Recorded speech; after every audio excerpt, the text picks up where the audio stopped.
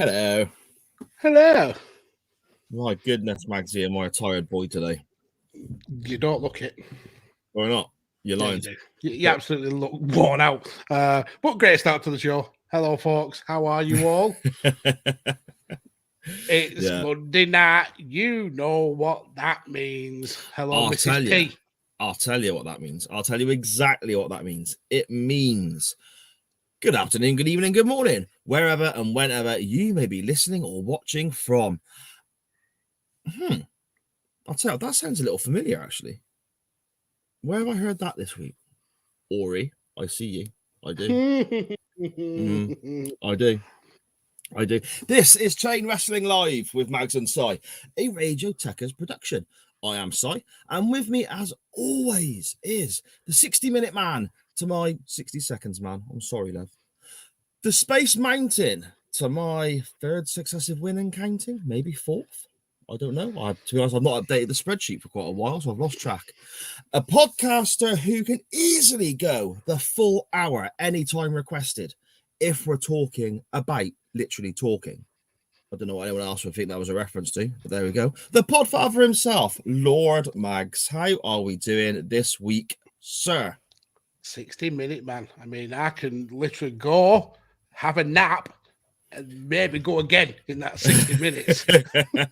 No, I'm doing well. I felt a little bit under the weather over the weekend. I had a bit of a sniffle and a sore throat. It wasn't the Rona. The wife made sure I was fully checked. So yeah, you won't catch the Rona from me. But yeah, I felt a little bit grotty. But we had Radio Tekkers and we had UFC back, so that kind of perked me up a little bit. And then we recorded some Changing Attitude yesterday. So yeah, I'm hyped, back, glad to be back on Chain Wrestling with you, sir. Yeah, it's great stuff, mate. Great stuff. Yeah, I've had an okay time. Like I said, today I'm a bit tired. All right, sod you then. Let's move on.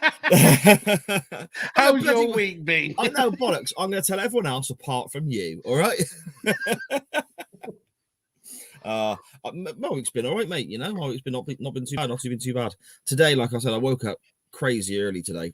Couldn't settle back to sleep. Did some stuff in the back room for the missus and whatever, and ended up just dozing off when I was trying to watch the wrestling earlier, and I've woken up. Now I feel absolutely out of it. So this kind of monster is going to hopefully perk me up for another fun time on Chain Wrestling Live Monday night. And I see people in the chat already saying hello to us, Magsy. Shall we check in with that and say hello to them back? Shall. Somebody who's been absent for the last few weeks, only rocking up as the show is wrapping up. Mr. Griffin say we can't revoke his CWF membership. Calls me a rude word there, which I won't repeat. And then says I got so harped that I forgot the name of the show. It wasn't the harp. It's the fact I have so many shows. It's hard to remember which show I'm actually on. But yeah, we've got Scottish Danny, aka the Colin McAlder in the chat. Hello, sir. How are you? The middleweight champion of Kent is here. Yes, and also a permanent member of a Changing Attitude now. One Man's Meat as well. He's got that show coming out. Yeah, yep. a lot of content coming from Mr. McAlder. Maybe a new show with you, perhaps. Who knows? Well, cat's out of the bag with you saying that, isn't it? So, no. All right, okay, fine. I won't see nothing. Everyone can carry on guessing. We'll keep teasing it. This will be the VIA of podcasts. We'll keep teasing it, and it just never rocks up. Yeah, exactly. Speaking of podcasts, we've been teasing for a very long time. That is actually going to rock up. 2 weeks, I think it is, the 1st of February. The first episode of the Doctor Who pod will be coming out, a project that Dan Griffin and myself have been working on. So yeah, really cheap plug. Look how I linked that as well, Maxie. Look how I linked from what you were saying to plug in a show. I'm a goddamn professional, mate. I'm really excited for that show. Been a a pretty big Doctor Who fan since the kind of like new iteration, the 2010s version. So yeah, I'll be interested to hear yours and Dan's take on that. And then I noticed as well you were recording yesterday an episode exactly at the same time that we were recording an episode of Changing Attitude in the same studio. So yeah, that was fun. Man. Modern technology, isn't it? Flash, ain't it clever? It's cool. Yeah, it's confusing. I don't really understand how any of it works, but it does work. So I said I don't need to know how the fire is made as long as it keeps me warm. That's all that matters. Fair play. Right, we have quite a bit to get to today. We of course have our non-wrestling topic, which we had so many responses to and so many talking points. This was a spicy one. People got angry. Yeah, brilliant stuff. So we'll get to that shortly. We of course have a Royal Rumble to look at with our actual wrestling topic in the second half of the show. And obviously Royal Rumble 60-minute matches as hinted towards with our intro this week and the references there. So obviously that's got a little bit of content to discuss there as well. So I suppose we best just crack on with the show, Magsy. We've got a new segment that hopefully is going to run every single week if people like it. Yes, so we have. Shall we run the little jingle that we've prepared and then explain what our new segment is? Yes, we shall.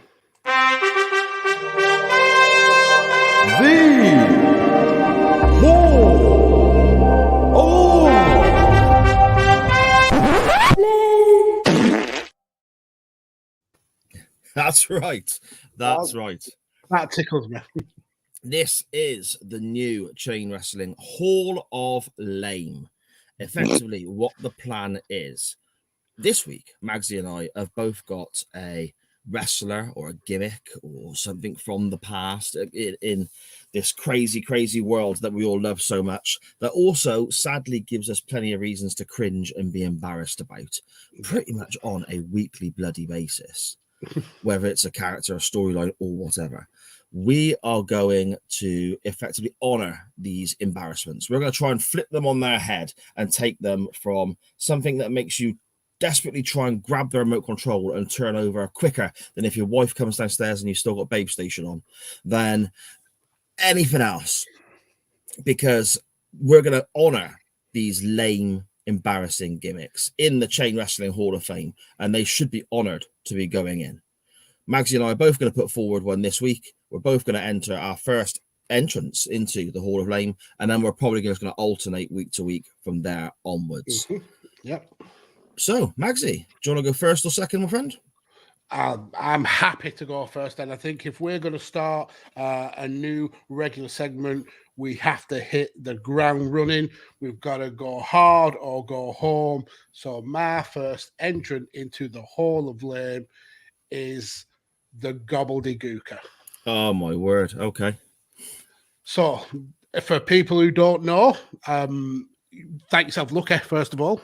But in around the middle of 1990, the WWF started to wheel out a giant egg to shows. Apparently, it was to kind of create a new mascot for the WWF, kind of similar to the San Diego Chicken. And over the weeks and months, this egg started to hatch and to crack, to the point where at the 1990 Survivor Series, it hatched open, and Mean Gene was the person who was around the egg when it hatched, and he speculated that it may contain a dinosaur or some balloons or even the Playmate of the Month. We were not greeted with any of those. What we were greeted with was Hector Guerrero, the groundbreaking luchador from the famous Guerrero family, in a turkey costume, leaping around the ring like a fucking idiot. And when he was prompted to be interviewed by Auckland, he just gobbled a lot, like gobble gobble gobble, Gobble, gobble, gobble, I'm the gobble. gobbledygooker. I'm the gobbledygooker. And Mean Gene was like, "You're what? You're the. fucking What are you idiot." telling me? What are you telling me? You're the gobbledy what? The gobbledygooker? Oh my!" Yep. So my first pick is definitely that. I mean, we could have easily gone with the other entrant from that show, which would have been The Undertaker. Can you imagine having to share your spotlight of your debut, knowing that you would go on to be one of the best wrestling gimmicks of all time? You shared that spotlight with a bloke in a fucking chicken costume. So yeah, I'm putting forward the stupid gobbledygooker. There we go. The first entrant to the prestigious Chain Wrestling Hall of Fame, the gobbledygooker. You struggled with prestigious then. It was almost like you threw up a little bit in your mouth and had to I'll swallow tell you it what, back down. it wasn't throw up, it was a little burp, because I just had a big swig of my can of Monster when you were talking, and then I realized, oh my goodness, and it's like bubbling up there, and I keep trying, I don't want to burp on air, so I end up sort of just doing these things where I kind of go like that. My first entrance into the Chain Wrestling Hall of Fame is a gimmick I reference quite often on various different shows as the first point of view. The first thing that pops in my head when it comes to embarrassing or cringe gimmicks, for some reason, even though there are worse ones, this is the first one that pops in my head, purely because I remember it on television when I was a child. And I would like to give you the blue-suited wonder of Max Moon. Wow. Now, Not this one guy, I would originally like instantly go to, but yeah, this was embarrassing. This guy apparently came from the future. So that was straight away a bit of a cringe moment right there. Even for someone who's a massive fan of time travel TV programs, you're watching a wrestling show and there's this guy in a blue suit that it looks like it's been made on Blue Peter, to be fair, and a mask and so on. And it's it just looks absolutely ridiculous. He would come to the ring with these big, massive, I suppose, almost painted on shoeboxes on his forearms and shoot fireworks into the crowd, and everyone would go, ooh. But that was when they worked. There's numerous occasions where he'd walk out on an episode of Superstars and it just wouldn't happen, and he'd be waving his arms around looking like just, well, I suppose a little bit like the gobbledygooker, just blue, because he's flapping his arms around with no fireworks. The original Max Moon from the future was actually Conan. He arranged to work for the WWF and Vince McMahon in the early 90s, and he acted like a bit of a dick. He was still working in Mexico in the early 90s as well. He was making a lot of money. In Mexico, there's some TV rights deal that went through in the early 90s, which meant that wrestlers' pay skyrocketed. So he just weren't turning up to WWF events, even though they paid a lot of money for this suit, the hype, and everything to push Max Moon. Invested tons and tons of cash. Conan was just like, yeah, I'm just going to stay here, mate, and wrestle here instead. I don't want to look like this idiot. So Paul Diamond ended up getting stuck in the suit, purely because he was backstage one day when Conan didn't turn up, and the suit happened to be his size. I kid you not. I kid you not. That is exactly what the situation was. I think we ended up with Max Moon wrestling on maybe one pay-per-view, two pay-per-views. And he may have been in the 93 Rumble for, 30 seconds or something like that. But yeah, the second entrant in the Chain Wrestling Hall of Fame, something that made me cringe and be embarrassed to be a wrestling fan when I was 11 years old. Mr. Max Moon from the future. Jesus, well, that's a horrific pick. Yeah, it's like the old Simpsons meme. He died on the way back to his home planet. Yeah. So I think two very, very worthy entrants there to the Hall of Fame. And what we'd like for everybody else is people to chuck us suggestions on Twitter, on Facebook, wherever. Use the hashtag CWF, use the hashtag Hall of Fame, whichever one you prefer, or both. Chuck us entrance. Say, you what about this for the Hall of Fame? What about this? What about that? Me and Max will go through them.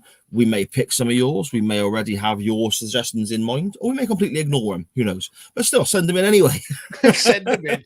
We'll probably ignore you. So, but there we go.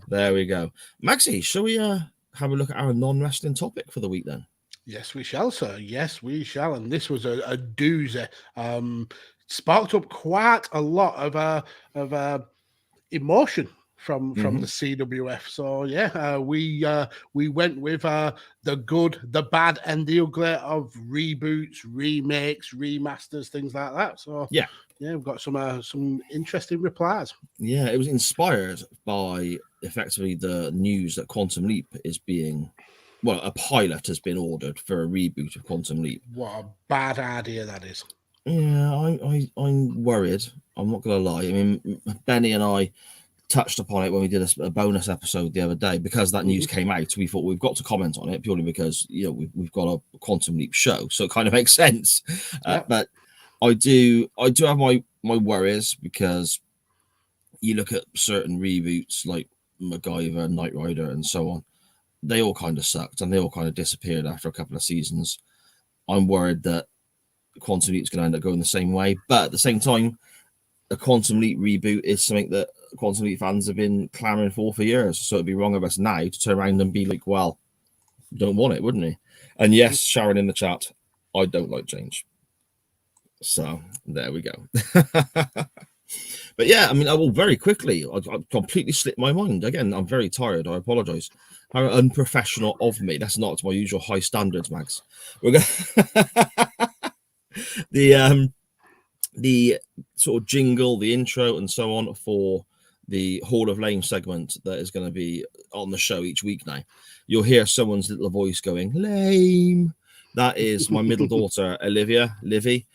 She took a lot of convincing to do it. She didn't want to record her own voice, but yeah, I think it fits very, very well. So thank you very, very much, Olivia, for doing that for us. And Sharon there, yeah.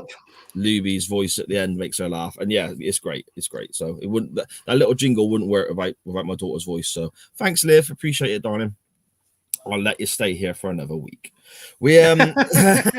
You've earned your living rights. That's right. We will start, I suppose, with Dan Griffin at Dan Griffin 21, the other half of the Doctor Who pod coming out on the 1st of February. A few suggestions and shout outs here for reboots that were done well, done wrong, or reboots he may like to see, I guess. It says here, all depends on whether reboots are done right. Hulk and Spider-Man in the MCU, good reboots. Doctor Who, good reboot. But there are so many shit TV reboots, mostly of classic sitcoms or game shows, that you may as well not bother. And that's a fair point, I think. There are so many that just go wrong, isn't there? Yeah. I mean, the recent Porridge one, I don't know if you've seen God. that. Oh my God, it was grim. And I think there was an Open All Hours remake as well. Jesus. The Porridge one was so strange because the guy who played Fletcher, or was supposed to be Fletcher's nephew or something like that, wasn't he? Like, had so many of the mannerisms of the character Fletcher from the original series, but obviously it's not Fletcher. Yeah, that kind of creeped me out a bit. It was like if you'd order Fletcher from Wish.com. Yeah, it was. Dan continues. There's an obsession with rebooting, remaking intellectual properties rather than trying something original. For example, I love Batman, but if I see his origin story in a film one more fucking time, I'll scream. Or another shitty Terminator movie, leave the magic in the older films. Now, I've not seen any of the newer Terminators, which will probably shock some people because, actually that's a lie. If it does shock you that I'm going to turn around and be saying I've not seen that, then you obviously have not seen the show before. But the Terminator 1, Terminator 2, fantastic. After that, I've not seen it. So I think Terminator 2 may be the best sequel to a film that's ever been made. I think it's superb. Terminator 3 was that the Rise of the Machines. Watched that, thought it was horrific. Never watched any more of the Terminators. I don't want to sully the memory of the Terminator from the rest of them. So Rise of the Christian Bale one. Go on. Oh, sorry, Rise of the Machines. That does ring a bell. I might have seen that one. That's with the female Terminator. Okay, yeah, that does. I think I've seen that. I think. But it was terrible. So that put me off all Terminators from the future, or the past, or the future, whichever timeline. Like Max Moon. He died on the way to his own planet. At Scottish Juggalo on Twitter, our good friend Colin McAldy, he says here, I'll always be partial to the remake of the Texas Chainsaw Massacre. It's hashtag Colin approved. Now, I've seen the original. Brilliant. I've not seen the remake because, again, a lot of these horror remakes I don't really want to watch because I like the original so much, if that makes sense. And I suppose I could potentially be missing out on something that's brilliant by my own stubbornness. I don't know. Have you seen either of these, Max? I've seen the original. I don't remember seeing the reboot, but it's likely that I have, and it's just passed me by. I think horror films, they tend to be rebooted a hell of a lot. Like it's so easy to go back and reimagine a film or kind of do an origin story, things like that. So I do tend to give quite a few of them a wide berth because I've watched the originals and the classics, and I think sometimes CGI doesn't work as well as the practical effects that you got in like the 70s and 80s. Yeah, we discussed that quite a lot, me and Dan, actually, on the Doctor Who pod that comes out on the 1st of February. Brilliant. Because the CGI, something as recent as a CGI effect from like 2005, 2006, when we've watched it back, looks dated. So do you think these things maybe date or age quicker than the sort of practical or the actual the effects with models? Maybe do they age differently? I don't know. I think CGI ages very, very quickly, and that's because of the way that CGI just gets better and better with leaps and bounds with every kind of new film, or especially in video games, how quickly they progress to looking almost realistic. The older CGI, it does look pretty jarring. You can tell pretty easily when it's CGI with practical effects. Yeah, it's all done with latex and rubber and kind of solid materials, but it looks more realistic in a lot of cases. Obviously, there's some practical effects that looks absolutely dire, but the majority of them look better, I think, in practical than they do in CGI. Yeah, well, that makes a lot of sense. I suppose I look at some older films that look better than, I suppose, more recent films. I mean, one that pops in my head straight away is the original Ghostbusters from 1984. You look at some of the scenes in that were made with models and so on. I think it's still, obviously these films are pushing 40 years old, but I think they still look good today considering they're 40 years old. But then something 15 years old, 10 years old. Yeah, I think you're right, Maxie. That makes a lot of sense, mate. Well, I do make sense sometimes. I don't know. We Millwall Chris on Twitter at Millwall Chris 1. He says here, the Equalizer will always be Ed Woodward to me, the guy from Manchester United. Edward Woodward, you mean? Edward. Yeah, yes. Can't bring myself to watch the film versions with Denzel Washington or the TV remake with Queen Latifah. Nothing against either of them, though. Now, I've not seen masses of the original Equalizer. I may have seen bits when I was very little. It was one of those programs where if you were really good on a Sunday, even though it was a school day, the day after, you may be allowed to stay up and watch an episode of the Equalizer.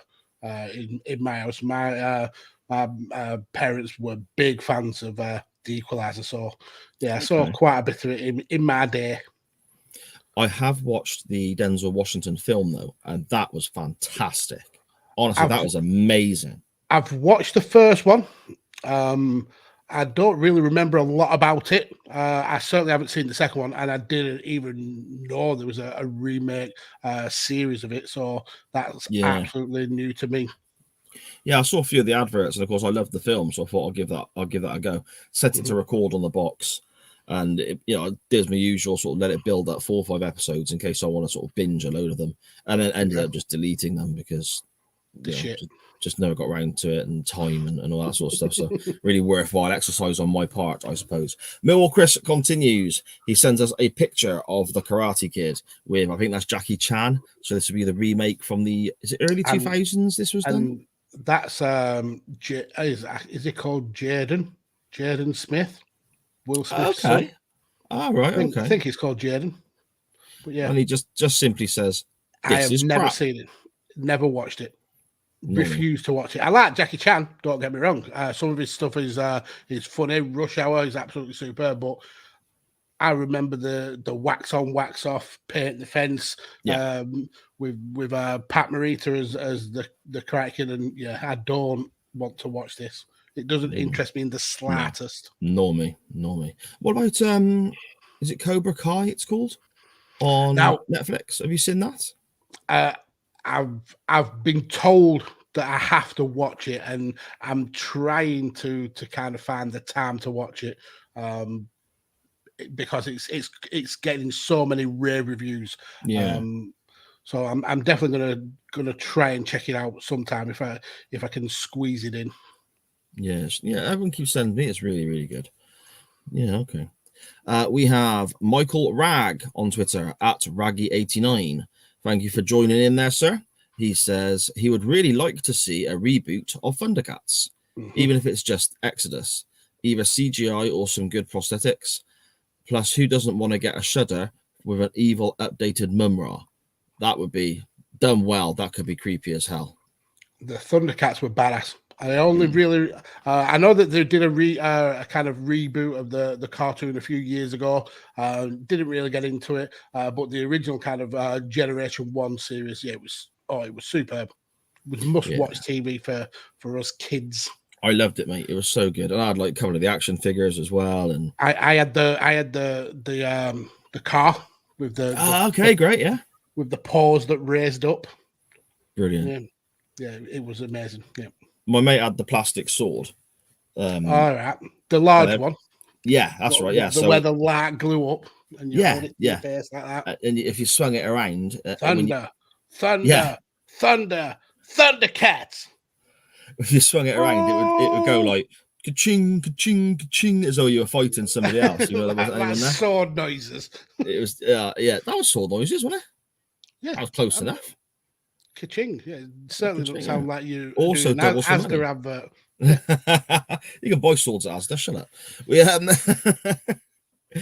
Michael Rag continues. The casting is the hardest thing, I think, besides Terry Crews as Panthro. And that's quite a good shout. That's a banging shout. That is absolutely a banging shout. You said that we'll have a go at the casting, and I've actually struggled because you're thinking about a live casting. I mean, for Tigra, I probably would have gone with maybe Naomi Watts. From you'll probably know her best from The Ring, the mum from The Ring. No, I've never seen that. Oh, brilliant! For the two kids, Wiley Kit and Wiley Cat. I think one was a girl, and one was a boy. So I'd have gone with probably Dakota Fanning, and then Tom Holland, the new Spider-Man. I know they are. I know they are. Okay. Lionel was tough, but I think the Superman guy is also in The Witcher. Is it Henry Cavill? Okay, yeah. Oh, in that case, then the name you just said that I know, I don't know who that is because I was thinking of him. For Tom Holland, yeah, Spider-Man, the young new Spider-Man. I don't know who that is. You thought he was The Witcher? No. Right, that fella who played Superman in The Witcher, he was on a talk show a few weeks back. The fella who played Superman in The Witcher. No, Superman and The Witcher, knobhead. Listen. Okay. Right. He was on a talk show. I think it was Graham Norton a few weeks back. Mm-hmm. Okay. So I know this bloke as the guy from Superman. Yeah. When you said, I don't know his name. When you said that other fella's name, I thought it was him from the Graham Norton show, but it's not. The one from Graham Norton is actually Henry Cavill. Yeah, Henry Cavill. That Yeah. the one that, but the he wasn't Spider-Man. Spider-Man is a young kid. I know Peter that Parker. now. I was just saying, oh fucking move on, Mags. So who would you have as Lionel? Do you want to know the truth, mate? The absolute bang honest truth. In my normal The bang honest truth. I'll tell you what the bang honest truth is. You put forward that we'd have a go at casting, then you forgot to cast Eddie.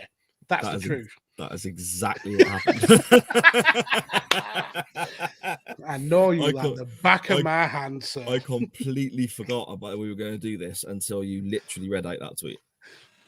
Brilliant. However, apologies, Raggy 89. For one of us was professional. Mate, I'm tired. When with regards to Lionel's the main character, isn't he? The one with the swords that we were talking about. Yeah. Right. And this isn't just because for a recasting thing. I've always thought facially he looks a little bit like Tom Cruise. Yeah, that's a good shout. But Tom Cruise is like 4 foot. Yeah, he'd have to wear stilts or something, wouldn't he? We'd have to stretch him. Or always be like in the foreground. Yeah. Do you know in like the proper early Rambo films back in the 80s, that when Rambo was walking next to the fella who was his commanding officer, they'd have to make him walk on a bench or like make the other guy walk on like a lower step or something like that because he towered above Sylvester Stallone. Really? Yeah, there's a picture somewhere online of it apparently. Oh wow, I didn't know that. Yeah. Dan Griffin in the chat saying he would have cast Anthony Ainley as Lionel after the Doctor Who that they covered last night. Look at what's all these Doctor Who plugs? Is there a Doctor Who show? Would that be the Doctor Who pod coming out on the 1st of February? I think it might be. And we'd struggle anyway because Auntie Amy's dead, but yeah, potentially he could have been, I suppose. And Andy from Bang Bang Podcast, thank you for joining us from your bath, sir. He's put forward David Dickinson as a good Lionel.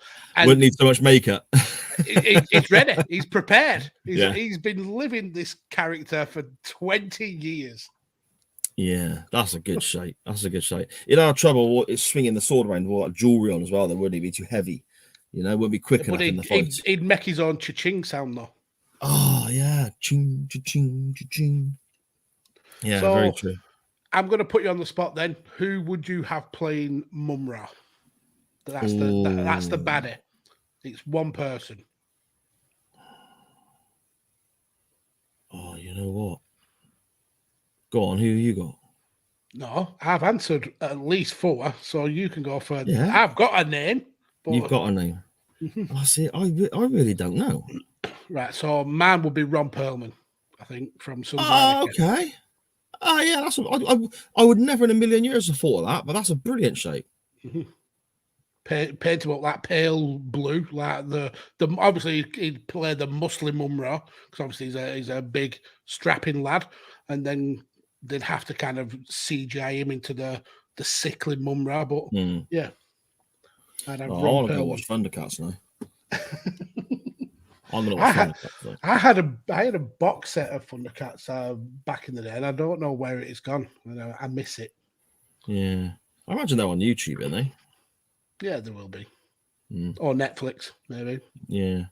Have you seen YouTube now? Sometimes you type in something you want to watch and it comes up, okay, you can watch this if you pay like £3 and stuff. Yeah. Wind your neck in YouTube. What's that about? I know. How dare you stop us pirating copyrighted materials? Rude. In true chain wrestling fashion, fuck copyright. Oh, Dan's come up with a great shout for Mumra. I don't think he'd work for the muscly kind of like the solid Mumra, but Andy Serkis for the sickly like sarcophagus Mumra would be a really good shout. I agree. You don't know Andy Serkis is, do you? No, I've no clue at all. Brilliant. No he's idea. He's the guy who did the CGI for Gollum. Oh, okay. I think he also did the character work for King Kong for the King Kong movie. Okay. All right. Yeah, that makes sense. Little Weasley dude. Brilliant. Yeah. Weasley anti-circus. Amazing. Anyway, Dan Griffin also tweeted in, speaking of Batman, I've no idea why they tried to do animated Batman TV series, because they perfected it in the mid-90s. Same with animated series of Spider-Man, X-Men, Fantastic Four. They've been perfected in the 90s. Stop trying. It'll never be as good. I mean, he's right. The animated series of, especially X-Men and Fantastic Four, they were superb in the early 90s. But there's one simple reason why they keep redoing it, because these companies love money. And exactly. nothing earns more money than old RPs. And even if it is shite, they know people are still going to watch it and then complain about it using the hashtags, which will get more eyes on it. Yep. And then you just re-release the originals as classic, and then you sell them in abundance. Yes, very quickly in the chat we have Mr. Benny Mack saying, if we were to recast Chain Wrestling, who would Cy be played by? I'm going to get in there very quickly before the wife, Brian Blessed. There we go. Now no one else can take the joke. Thank you, Sharon. Okay. That's a long-running theme at the football club because I'm fat and I had a beard. I mean, that's actually a good shout. Do you have a big booming voice like Brian Blessed? Do you have a booming voice like ho ho ho ho ho? Well, we talk every week, so you hear me, don't you? Do I? No, but you're not. He literally booms like really. He talks normal, and then when he has to, he shouts and booms. So like something like Max Moon, that sort of thing. Yeah. So no, that one to work. That's a bad pick. That's a bad pick, Sharon. Oh no, not gonna. Maybe facially the beard or whatever, and belly wise potentially, but not noise wise. Shall we say? I think who would play me would be probably Jared Leto.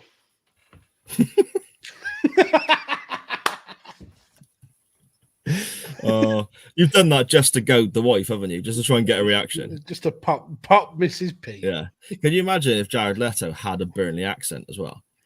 I think he does. He's such a good actor that he's from this side of the Pennines. I'm telling you. Yeah, and he's on stage, and all the women swooning over him in these films and all that. And then when he gets home, he's like, "Oh, my wife, I want me knife." Like that. I didn't realize Jared Leto had a stroke. When I try and do Jared Leto, when I try and do an impression of you, there's only one noise I can do the accent for, and it's that kind of Yeah, but you noise. You can't. That's what you sound like. To you, maybe, but probably to everyone else as well.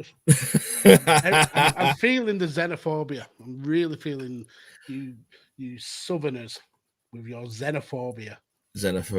Well, there we go. Is what it is, mate. Isn't it? Is what it is. Amount of times you've had a dig at Gloucester, eh? And the way we live our lives down here. From Facebook, Maxie, we got a message on Facebook. This is amazing. From Chuck Winchester, who is real name is Ben. I'm exposing you, Ben. There we go. From the regular scheduled hostilities podcast on the Buzz Network. He says, Rob Zombie's Halloween. So much promise, but poorly delivered. I naturally responded saying, I've not seen it, as people can imagine. Brilliant. To which Chuck responded, what the hell? You've had 15 fucking years. Yes, I have, and I've still not seen it. Yeah, he did a couple of them, didn't he? He did one and two. I did see the first one. I didn't really think that much of it, so I never bothered with the second one. Yeah, okay, fair enough. I don't think he's particularly a good film director, to be fair. I think he'd course off his name. That makes a lot of sense. And music-wise as well, crap. The music he plays is very much sort of, it ticks the boxes for me, doesn't it? It's metal, it's hard rock, that kind of. And musically, I'm not a massive fan either, to be fair. Yeah. There's a couple of tracks he's done that I do enjoy, but then you buy an album on the basis of those, and it's kind of just paid by numbers almost. Yeah, it's just not there for me, mate. It's just not there for me. Another from Dan Griffin. Horror movies seem to be immune from bad reboots due to the amount of bad sequels. I mean, yeah, he balances it out there. I think bad reboots, they still aren't immune. They still get some terrible ones, but they also get a lot of terrible sequels. Yeah. Nightmare on Elm Street and Friday the 13th all had loads of shit sequels, but are good reboots in the late 2000s, early 2010s. The latest Halloween movies are retcotting a bunch of old ones were great. I don't agree with him. I think the Nightmare on Elm Street classic films were brilliant. I could happily go back and watch them now. The one that was rebooted maybe a decade ago with and I can't remember the actor's name. He played Rorschach in the Watchmen film. That was decent, but yeah, I won't take any Nightmare on Elm Street slander on this show. Absolutely not. Friday the 13th wasn't really my kind of movie. I didn't mind it, but it's not one I'd go out to search for. Down in the chat with the clutch there, Jackie Earl Haley. Yep, great actor, absolutely great actor. But yeah, those Nightmare on Elm Street films are really good. Okay, see, Halloween is my favorite. The first two Halloweens, and then you get like quite a few sequels through the 80s and so on, and they're okay. They're just slasher gory movies and so on. But the first Halloween, I think, is as close to perfection as you can get with a horror film, because it's not about the gore, it's not about the blood and the guts, which a lot of people seem to think horror films are about now. Like, the gorier they are, the better. But that's not necessarily scary. Seeing the monster isn't necessarily scary. It's where is the monster? Yeah, where is the monster? When is he? That's the sort of suspense and the fear for me. And especially when the monster's a little old lady who's killing everybody because of a son. Yeah, exactly. Yeah, that was weird shit. Also with not Friday the 13th, sorry, Nightmare on Elm Street. I think it's number 3. Mm-hmm. It's got a banging soundtrack because Dokken do like the tune Dream Warriors, and that's just pure 80s cheese rock, and I love that shit. Mm-hmm. Yeah, I agree. Great stuff. At UTT Rob, whose partner on the UTT podcast, has a Doctor Who show coming out on the 1st of February called The Doctor Who Pod. Go and chuck it a follow on Twitter. Look out for new episodes in a couple of weeks. Look, that was smooth, wasn't it? That was a good one. Rob says he is looking forward to the Babylon 5 reboot. The Prisoner and the Italian Job reboots were disappointing, iconic franchises that didn't suit the American makeover. Hawaii Five-0 was a decent reboot. Now, The Prisoner, I enjoyed the original Prisoner. So, the Prisoner, not as in like Cell Block H. No. The Prisoner with a big white ball chasing him. I am number 3, you're number 6, and all that. You seen that? I know of it. Yeah. I've not seen either the original or the reboot. Yeah, that was quite good. Again, it's just sort of silly, daft sci-fi stuff, I think. But so the Italian Job, that's the one with Mark Wahlberg in the remake. Yeah, Michael Caine in the original, wasn't it? Yeah, that's shit. Yeah. That's absolute. That was clearly made to advertise the new model of minis rather than be an actual film. Yeah. Yeah, that makes sense. I can get that. At Total Stevo on Twitter, our good buddy Stevo, good friend of the show there, he says, not a remake, but after 10 years, American Pie did the reunion film, and in his opinion, it's the best of all 4. Really cleverly done and had all the characters involved from the first one. Haven't they done like about 11 of them? I don't know. Didn't they have loads of like straight to DVD ones as well? You had like American Pie 1, 2, 3. And then loads of straight to DVD ones that had none of the original cast. There's just the dad. I'm sure that there's just Jim's dad, who's literally the link in all of them. The dude with the eyebrows. Yeah, there's one I think called the Naked Mile. I'm sure that's an American Pie one. Yeah, I didn't watch the reunion. I remember the first one being pretty funny. Second one was essentially a rehash of the same jokes as the first one. Then the third one, don't recall watching it ever at all, or any of the others. Anytime, and it's bad, really, considering the sort of link that this comment makes. And if you've seen the film, you know what we're on about. Anytime one of my kids goes, yeah, and this one time, me or my wife will jump straight in and go, at band camp. And of course, they've got no idea what we're referencing. And I'm glad they've got no idea, because obviously the ending to that statement is quite, and I'm glad that my kids don't understand. And I suppose now they're old enough to Google it, and we're probably setting ourselves up for a fall. But at the same time, it makes us laugh. So Steve-O continues, the David Brent movie should be banned. An absolute abomination of a film, a fucking disgrace. Okay, Steve-O, tell us what you really think. I remember watching that film. I don't think it was Steve-O has some very staunch opinions sometimes. I love how passionate he is about it, Yeah. It was not a good film by any stretch of the imagination, but it was all right to see the kind of like continuation of that David Brent character that we only kind of really got snippets of in The Office. I mean, that only ran for 2 seasons and a couple of Christmas specials, so there was still more meat on those on the bones for that character. And he also wrote a song about a town called Slough, so I mean, win-win for me. Yeah, fair enough. Steve continues, they've made a couple of Peep Show remakes in America. Scene 1 again, it is so bad, as Max would say. So this is a fucking bugbear of mine. And yes, I'm going to get rude.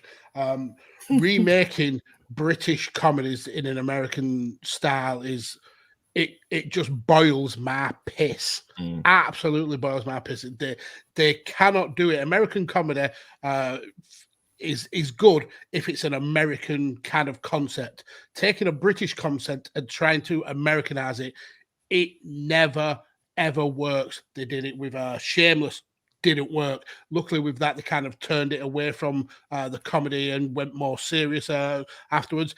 In-Betweeners might be the worst thing that I've ever seen. Oh, that was so bad. I've seen that, Magsy. I've seen that, and it was shite. It's grim. It's properly grim. They did a pilot of the RT crowd in an American style, and the guy who plays Moz, Richard Ayoade, he actually was in the show. They never did any more after that pilot episode because of how ridiculously grim it was. The Peep Show, it's a very British style of comedy. It just does not work in America. So stop trying to take British concepts and Americanize them. There's one that really annoys me, The Office. People say, oh yeah, American Office, it's amazing. It's fucking not. It's absolutely not. It's crap. It's properly crap. The British Office was groundbreaking. The American Office was absolute hot garbage. So, I'm going to completely agree with you whilst disagreeing with you strongly. At exactly, if you say you like the American Office, I'm going to go solo on the rest of this show. No, you're not. Don't be daft. Listen to me. Hear me out, right? Just listen to me, okay? When you said about American shows remaking English shows and it being shite, you are 100% correct. And the first season and a bit of the American Office is exactly that. It's an American show trying to remake the English show, and it's a struggle. It is hard work, and it's not very good. I can't get past it. I cannot get past the first. I think I've watched maybe 5-6 episodes. Okay. When they go past sort of copying the English episodes, in the same way they did with the American In-Betweeners, they literally just took the scripts and redid them, didn't they? They're pretty much exactly the same. When they get past trying to copy the English episodes and it effectively becomes its own show, like you said, some American humor can be good, and it becomes good because it takes a role of its own. The characters kind of develop in a different way and so on, I suppose. But yeah, the first part of it, I'm agreeing with you, Max, but the rest of it is really, really good. I don't believe you. All right, signed. No, I have heard that take before, and you may be right. You may absolutely be right, but I cannot get past the point of sitting there trudging through something I hate with all of my fiber of my being to get to that good point. So you may be right that from my experience, though, it's a travesty and should never have ever happened. Fair enough. Steve-O continues. The Dawn of the Dead 2000s film is excellent. John Carpenter's The Thing is excellent, albeit there's about 100 versions by now. The Hills of Eyes 2000s version is excellent. talking about a trash, the American version of the In-Betweeners, the irony of it, when they get their own American takes, it was really good and had something there to be amazing. Unfortunately not, and was a literal word-for-word script of our show. And again, just sort of going along with what we were saying. Yeah, it was just awful, wasn't it? It just wasn't funny at all. It doesn't. It just, the comedy didn't translate over into US. It just really didn't work. We do have a few more to cover, Magsy, but before we get there, we should probably jump into the chat and have a little look at what people are saying, because there's been a load of activity. I'm certainly getting hit. Andy from Bang Bang is saying he's not having my off his opinion, and he is going to get out of his bath, I assume walk to Padium naked. I mean, he'll be lucky I don't live in Padium, so he'll be wasting a journey. And he confirms he's actually at Temple Meads, but they won't let him on the train as he is naked. But yeah, Scottish Danny agreeing that the In-Betweeners remake should be made illegal. I think whoever sanctioned that should be publicly executed. Bring back capital punishment for shit like that, or at least whipping. At least say 10 lashes with a whip. Benny in the chat, hello sir, saying the Red Dwarf American version is also crap. Never watched that. I didn't realize there was one. Yeah, I didn't know, to be fair. Dan Griffin saying the US office will probably be better by the virtue of Ricky Gervais being shit. Nope, well, I won't go along with that. Yeah, he's polarizing. I get that he's he's kind of like Marmite in terms of you have a love him or you hate him. There's no in between, but objectively, he's been a genius in kind of like subverting comedy genres. I think is superb. Yeah, he comes across as pretentious in real life, but I think his content really does stand up for itself. Yeah, I can agree with that, mate. I can agree with that. I like him. Sharon hates him, but I like him. Yeah, Dan saying that the US reboot of Shameless and In-Betweeners were atrocious. I think the first season of the US Shameless, it was pretty bad. They tried to be kind of like the UK Shameless, but they then changed it to like almost a drama rather than a comedy, which worked a little bit better. But yeah, you still can't beat the original. Andy said he still has nightmares about the Manda reboot with Shane Richard. I don't remember this at all. I remember this. It was ropey, to say the least, mate. It was not a good look. Yeah. No, it was not a good look. I may have to look that up. No, I wouldn't. Okay, trust me. Fair. Take our word. We're trying to save you here. Don't do it. Dan Griffin, Eugene Levy was in the straight to DVD ones. Yeah, that's the eyebrows guy. American Pie Beat House is so fucking juvenile that even I struggle to watch it. And if something is too juvenile for Dan Griffin, you know that is very, very juvenile. Andy from Bang Bang saying thanks for the Cell Block mention. Now that's one we haven't actually come up, and I don't think anyone mentioned it in the Twitter sphere, but I don't mind the new version of Prisoner. I don't know if you've seen any of it. No, not surprised. Let's be honest. I think I watched the old one. Yeah, I think it's a New Zealand kind of remake of the old Australian show. Okay. Yeah, it's the same characters or the same character names, but it's brought into like a modern prison setting. Yeah, I thought that was a pretty good remake. The Vinegar Tits, what was she called? Veronica, the warden, who's like the evil one. The actress they got to play her spot on. Really kind of drills home how evil she was. Scottish Danny wants to know when the Doctor Who podcast is coming out. It's funny you should ask. I'll tell you what. Asks, is there one coming out? There is the Doctor Who pod, and that's exactly as it sounds on Twitter, at the DRWHO pod on Twitter. The Doctor Who pod, the 1st of February. It's a Tuesday. Mark it down in your diaries. It'll be starting then, and you can all enjoy our time traveling loveliness. Yep. So And they're saying remaking the In-Betweeners. That's a paddling. That's a paddling. That's absolutely pot, man. Benny Mac, not a fan of Gervais, but Extras was funny, and Afterlife has been amazing. Yeah, and Derek. I think Derek is a really clever show. Matt Willis giving you some grief. Welcome back from your holiday, Matt. I had the pleasure of chatting with him yesterday for the volley. He's saying rope coming from a Victor Lindelof fan. I'm not quite sure what that comment I think he means you. Yeah. I mean, obviously, my dislike of Victor Lindelof in recent years has been, I suppose, well broadcast by myself. But ropey coming from a Victor Lindelof fan, I don't quite understand. First of all, I'm not a Victor Lindelof fan, and secondly, me calling this show ropey, how would that go alongside me thinking Lindelof's not very good? I don't get it, Matt. I don't get it. Back to the drawing board with that one, pal. I'm sure he'll explain it. And then Andy with 3 comments in a row, just me and you. She was called Vera Bennett. That's the one, Vera Bennett. And we should actually do a Cell Block H pod, Mags. And I think I've mentioned it on the show. My wife is a massive fan of the original Cell Block H.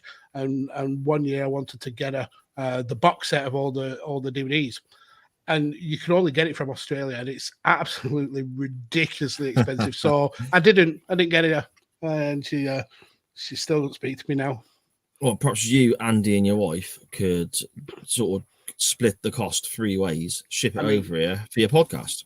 That makes sense, but knowing our luck, we would do that, and then they'd become available on any streaming service, like pretty much like someone did with Quantum Leap. Or on the Sci-Fi Channel. Yeah. Oh, I got an update on that, mate. I got an update on that.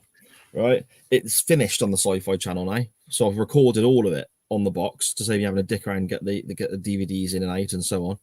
The last 3 episodes, for whatever reason, didn't record. So I need the DVDs after all. Woohoo! Justification. Yeah, I win.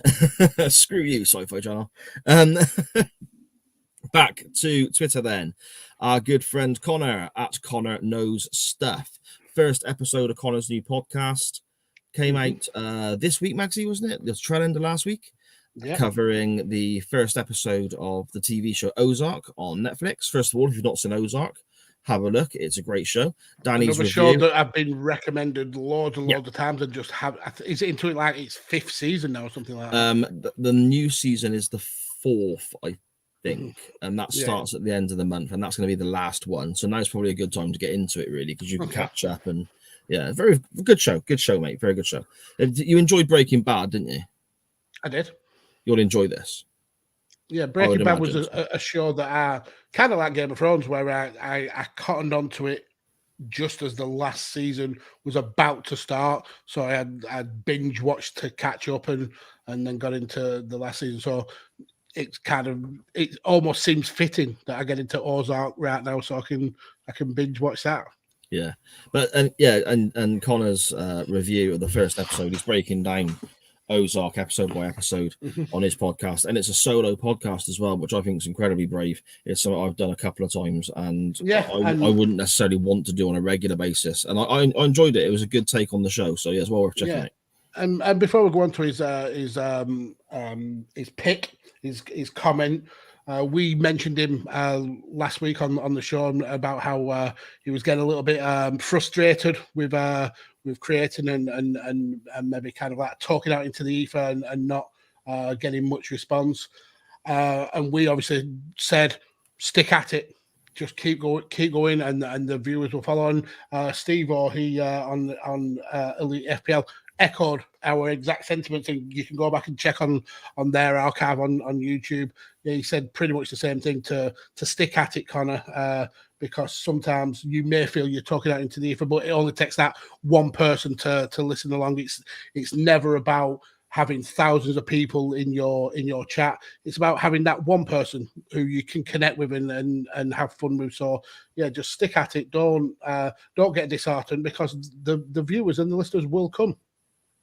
Yeah, I agree, mate. I agree, and we're going to stick at it in the hope that one day we get that one person we can connect with. Because none of these douchebags in the chat, we don't give a damn about them. We're only joking. We love you, really. We love each and every one of you. Connor that says, Benny. except, yeah, Benny's hard work. Connor says, Mortal Kombat 2021's reboot movie was one of the best movies I watched last year. This movie was a hit for me, and being the first movie success for the franchise since the 1999 movie. And then he corrects himself, 95, not 99. I saw a Mortal Kombat movie, and it had, I can't remember the guy's name. I think it's Raiden is the character. Christopher Lambert. That's the one. Christopher Lambert. It had him playing Raiden. And I didn't really enjoy it that much. Well, then I don't know what to tell you. You're incredibly wrong. That film is amazing. The sequel, Annihilation, gets a lot of grief. I really enjoy it. For me, Mortal Kombat, you have to just turn your brain off.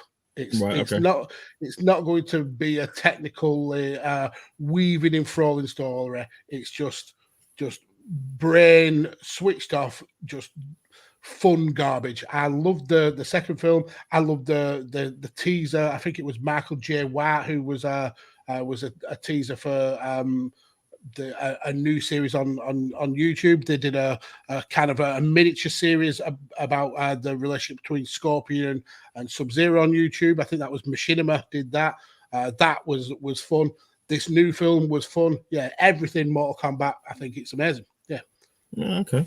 Did you see the Street Fighter film with Jean-Claude Van Damme in it? Yeah, that's horrific. Yeah, that's shite, isn't it? It's always worth. When it's on, it's always worth flicking over every now and again just to see if you catch a Kylie Minogue scene. But aside from that, it is garbage. Yeah, the only saving grace for that is Raul Julia as Barson, when he's like, "For you, this was the worst day of your life. For me, it was a Tuesday." Oh, there we go. Mill Chris on Twitter at MillChris1. He says he'd like to see a reboot of Quicker Than the Human Eye. Hong Kong Phooey. Can't beat a mild-mannered janitor. Yeah, I get that, I suppose, yeah. Now, Hong Kong Phooey, it was a dog. Yes, that's what Was a janitor, yeah. Yeah. That was funny. I mean, I don't know if I'm that interested in a reboot. Sorry, Millwall Chris, but we like what we like, I suppose. That's it, mate. That's it. Another from Steve-O here for programs he would potentially like to see getting redone. He says apparently the bill is being redone. So that would be massive for him. Yeah, he's a massive fan, isn't he? Yeah, I think there's like a couple of years where he didn't like it. Like I think 2006, he said he wasn't a fan, but yeah, he's a huge Bill fan. That's actually how I got to first chatting with Steve on Twitter. He mentioned the Bill, and I replied with a Bill GIF. Yeah, and we ended up chatting away. Yeah, and he's now become a valued member of the CWF family and wrestling Twitter as a whole. Yeah, definitely. And he also suggests Steven Spielberg's Tintin movie. True to the comics, would love to see another. I don't think I've seen it. No. I remember the comics and the cartoons, but I've never seen the film. When it comes to cartoons and comics and stuff, and they do like a sort of real life movie or real life TV show of it or something, sometimes it's a bit creepy, isn't it? When the actor's like done up like that person, like when Robin Williams was Popeye, you know? Like a human. He's a real human boy. Yeah. It's a bit weird, isn't it? Yeah, it is. Yeah. If it's a cartoon, it's better staying as a cartoon. Yeah, I don't like real life stuff. Or when they take a 2D cartoon and try and 3D it. That I always think that's creepy. I think they did a Rugrats 3D version not too long ago, and it's very eerie. Very eerie. That's not good. Matt Willis via WhatsApp. He sends in here. This week's non-wrestling topic in terms of reboots, there's been so many good and bad ones. I won't touch those because I'm sure the errors have been or will be mentioned by the rest of the CWF. I personally would love to see a classic show rebooted. Funhouse. I want it still hosted by Pat Sharp and the twins, Melanie and Martina. I want the Funhouse Grand Prix with the go-karts and, of course, the equally terrible 90s kids show prizes.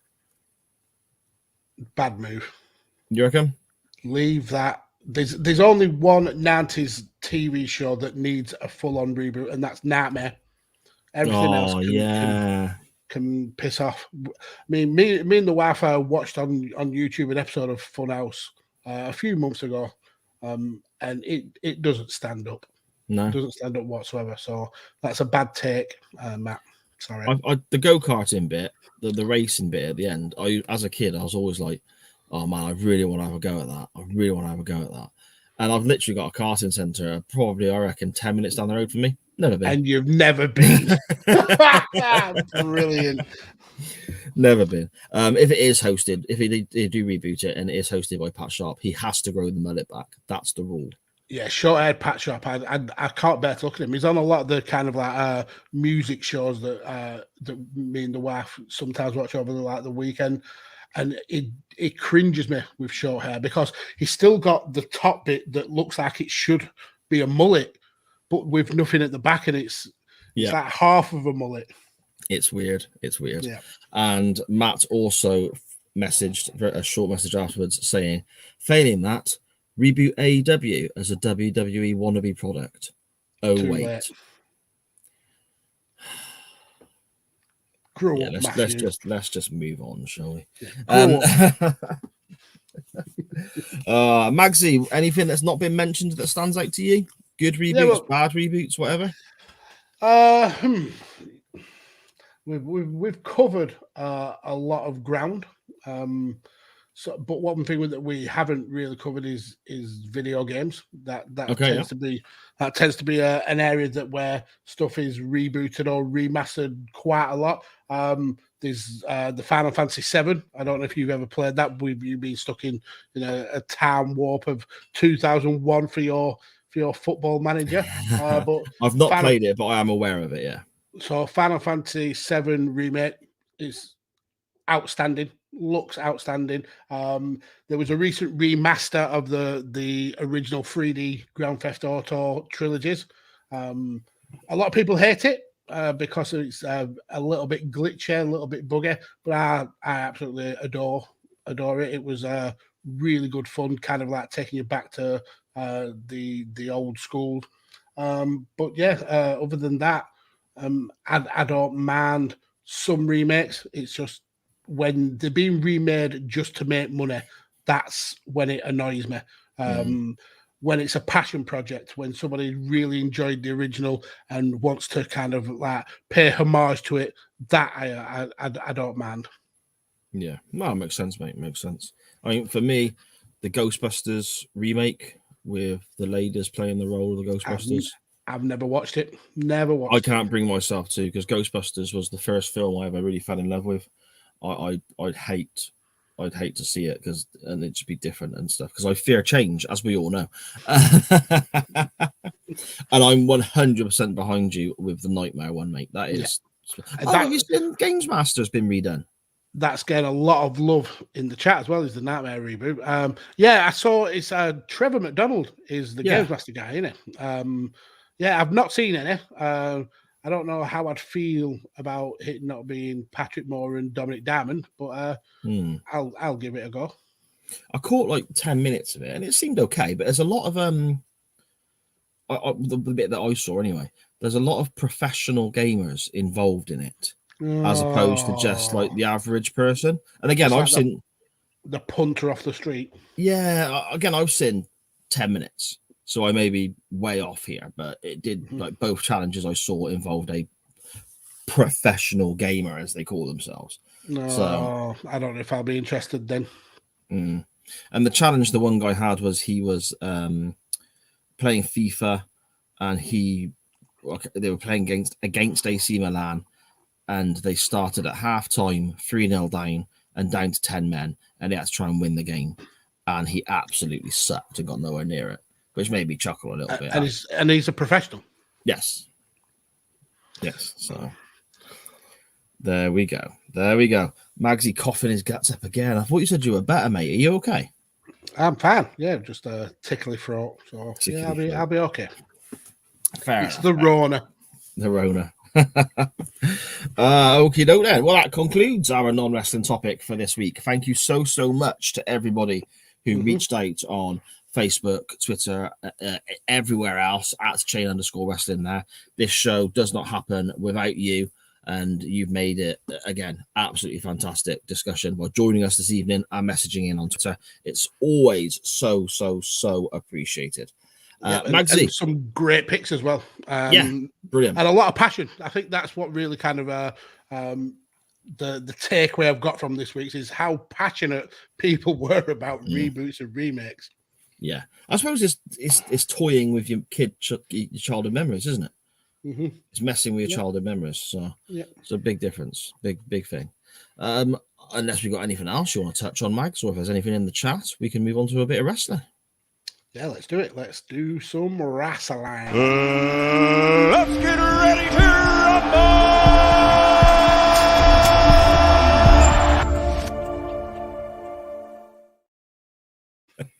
I love that. See, when people, when any of these little videos play, but some people may not be aware, whenever these little videos play, we disappear from the screen, obviously. And if you're listening on the podcast version, you won't be aware, but we disappear from the screen. And there's like a little video that plays to go along with these jingles and sound bites and so on that Magsy does so well, and Benny's where it's on for us and so on. But I can still see Mags in a tiny little screen in the corner. So when that happened, then Magsy's there going, ready to rumble, wobbling his head all over the place in the bottom screen. And of course, then I come back on screen on the show, laughing like a madman, and no one knows why. Well, now you do. That's a little peek backstage. Little look behind the curtain. There we go. A little look to how the special effects are ran, you know? And a show that's also going to look at how special effects are done would be the brand new The Doctor Who pod, out next on Tuesday, the 1st of February. Check it out, everybody. I'm going to keep segueing into that the whole time until we go off air, Max, all right? I mean, you did really well at the beginning. It did segue as well. Now it feels like you're strong-arming it. Oh, strong-arming it, totally. Totally strong-arming it. They're not even going to be subtle in the slightest. They're going to be crash, bang, wallop.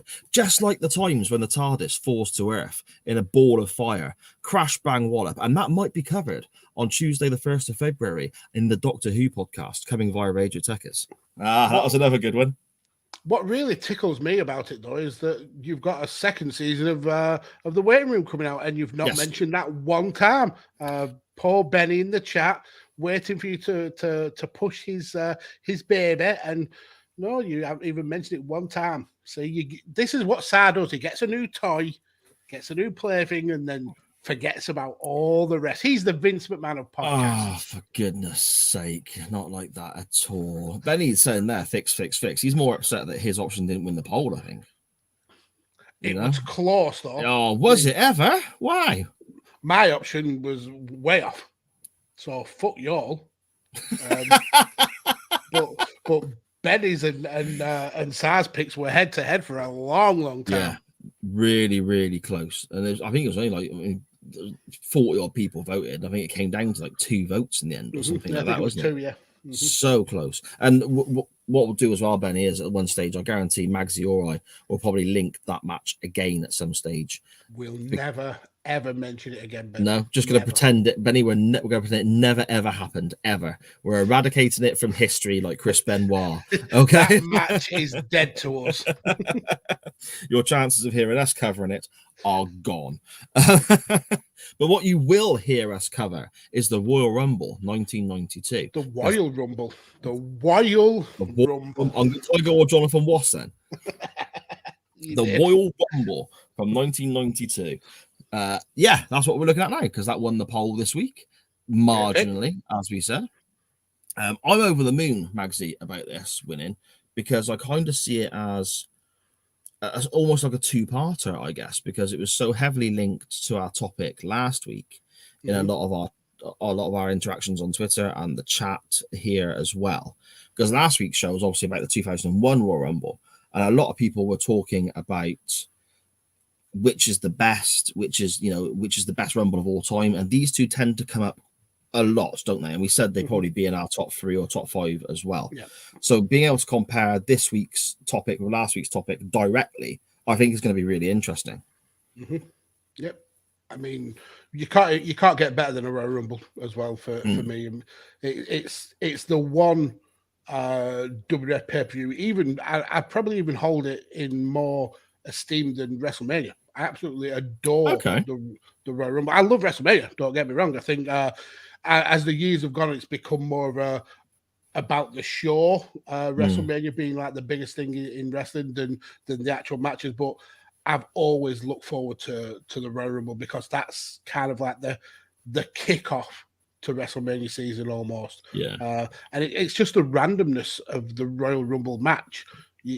It's with wrestling, you can kind of predict who wins to the most point. You can see where storylines go.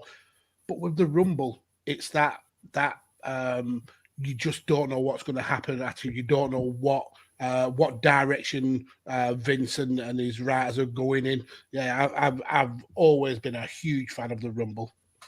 Yeah, me too. I love it. And it's one of those that, I mean, I've told the story countless times. When I was a kid, the video shop down the road that my mum used to walk me to, and I'd always look at the wrestling section there. If I saw the Royal Rumble logo, I'd straight away pick that tape up. You know, even if I'd seen it before, or because they used to try and rotate the stock and they buy and sell stuff and whatnot, I'd be looking for Royal Rumbles above WrestleManias and so on. So, yeah, definitely. Just so exciting. And especially in later years when they started bringing in entrance music when people were coming to the ring. I think that made a huge difference as well. Yeah, definitely. Yeah, I mean look at the Edge one when he came back. Yeah.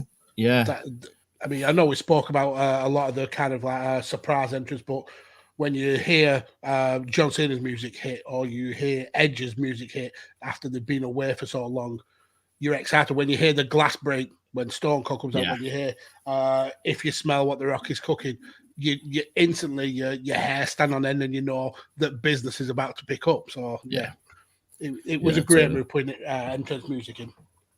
Yeah, it is. It's brilliant. But this is a Rumble before those days. This is a Rumble before we have the entrance music, and I'm not overly fond of it. I know it's of its time because they don't have the entrance music playing for whatever reason. Other Rumbles I can enjoy, but feel it's just been that little bit's been took away slightly because you don't get the entrance music for each guy. I think with this one, it doesn't bother me. Yeah, I wonder why that is. I mean, I don't know. Entrance music in Royal Rumbles, it's not something that I particularly am bothered about. I enjoy the hearing the music with the wrestlers in the modern ones, but it doesn't bother me that there isn't any in the earlier ones. I understand why, because obviously of the equipment and not being able to like pump 30 different musics on a loop or whatever. But yeah, it doesn't really bother me that it's not there. Oh, okay. Fair enough. The Royal Rumble 1992 show comes from the brilliantly named Knickerbocker Arena. What a fantastic! Everywhere should be called that. That's a great name. I mean, not everywhere. Yes, everywhere. Sod it. Everywhere. So, say you're in a taxi and you go, where do you want to go? Knickerbocker Arena. Which one? All of them. Every single one of them. Okay, Mr. Practical. Obviously, that's a throwaway comment of mine. Let's analyze it and completely take it apart. Yeah, brilliant. The show was broadcast, actually, if you're listening to the podcast version that comes out on the Wednesday. If you're listening on the Wednesday, the show was broadcast 30 years ago today. It was 30 years this week, which is a nice little tie-in, I suppose. I didn't actually know that when I put it forward as a topic. Believe it or not, my levels of professionalism will let slip again there, Max. We have the classic intro in the pay-per-view as well. We've magically done that a couple of times, though, where we've covered matches that have got an anniversary, and we weren't aware that was the anniversary. We've absolutely winged it. Yeah, no clue. I mean, the one that we did intentionally, I suppose, that we were lucky that, again, we put it forward, and it might not even win because people are going to vote for it. But when it was like the 30th anniversary of when Hogan saved the world, that one was quite nice. That made me very happy that all tied in together. And that was a long running joke for the first sort of God knows how many weeks of chain wrestling. So go back and check that out in the audio only days. You know, Magsy pulling his hair out because I keep suggesting WrestleMania 7 because I know it's shit. The way you strong-armed it into every single week, though. You the tangled web. Oh, that was it, mate. That was it. Something I learned literally today that I had no clue about. And bear in mind, this is basically my favorite Rumble, and the whole story going into it with the title being vacated and so on. I've seen it so many times. I didn't realize this until I looked into things today, and I may be wrong, so correct me if I am. But apparently, because of the title switching back and forth between Hogan and Taker, and it being quite controversial, and that's why the belts got stripped and held up as vacant. Mm-hmm. To compensate those two, Jack Tunney gave them numbers between 20 and 30 at random. Yeah. I didn't know that.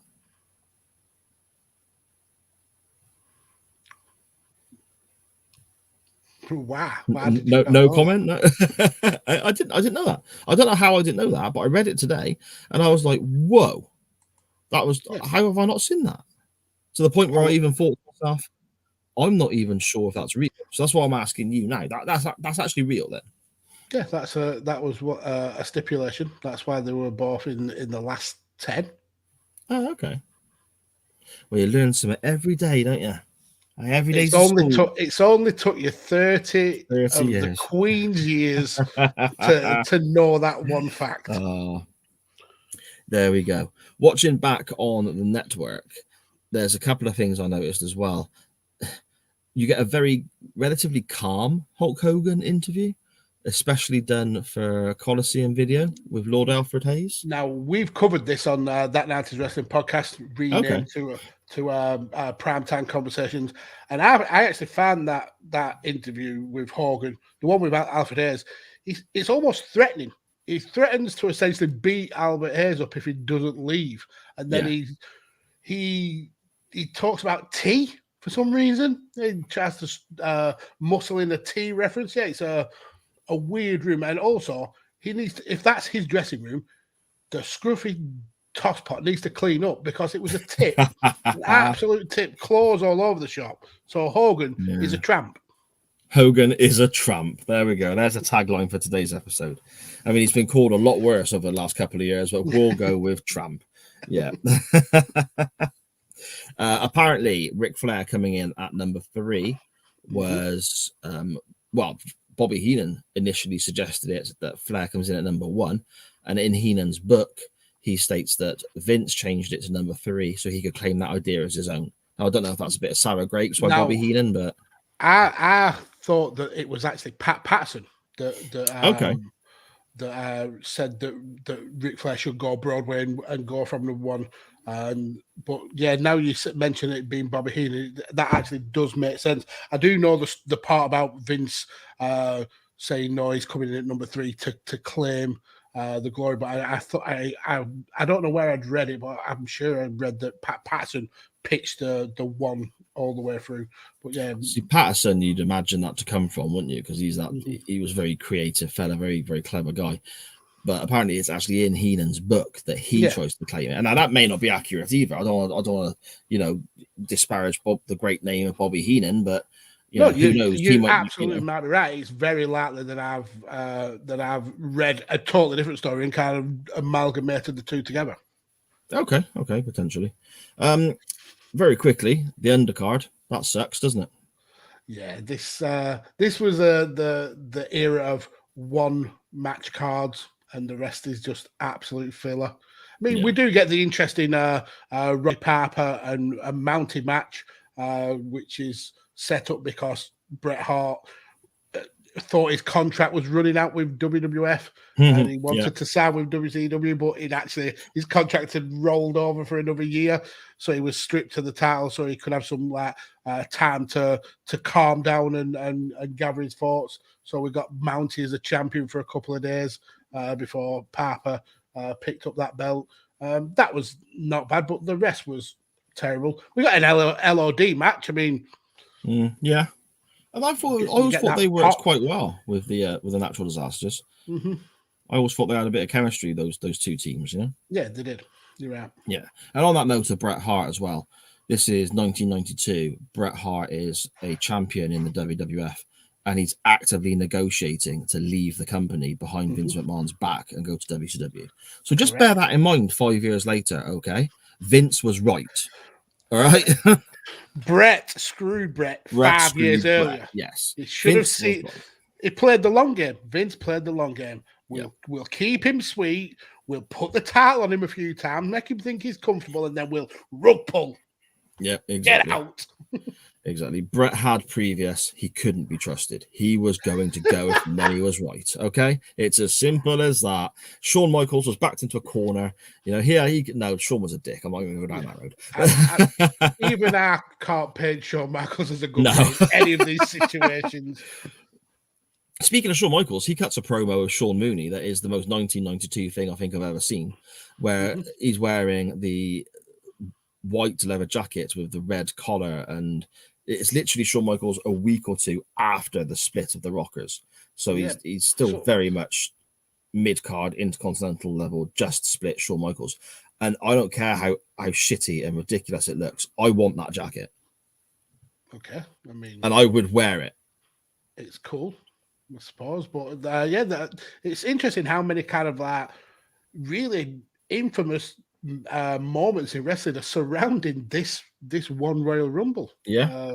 Because obviously you've got the stripping and holding up of the title, and then you've got the Shawn Michaels and Marty Jannetty split up, which was absolutely huge at the time, and really kind of pushed Michaels as a big player, as a single star. So yeah, and then obviously you've got Ric Flair being in the company only over like a few months and being pushed straight to the top. Yeah, definitely. I think 92 is a whole. There's so much that changes as well. You know, you look at you've got four pay-per-views. Oh yeah, the big four as they were known. In the Rumble, you've got Hogan, you've got Sid, you've got Shawn Michaels has just turned heel, and all this sort of stuff going on. WrestleMania comes around. Hogan looks like he's going. You know, Flair drops the belt to Savage. So there's a bit of change there as well. By the time SummerSlam and Survivor Series come around, Hogan's gone, Sid's gone, the Warrior's back, but then the Warrior's gone again. So then by the time you hit Survivor Series, Flair is not long for this New York world. He's leaving a few months later. You've lost Hogan, you've lost Sid, you've lost all these, the Warrior's gone and so on. And you've basically got a world champion of Bret Hart wrestling Shawn Michaels, who's only been in singles less than a year. And you can sort of see where the company's really sort of trying to find its identity, I think, going into 93 and then 94, where ultimately Bret was crowned at WrestleMania 10. I think it really took off. Yeah, and then did a huge dip in 1996 where we started in a change in attitude.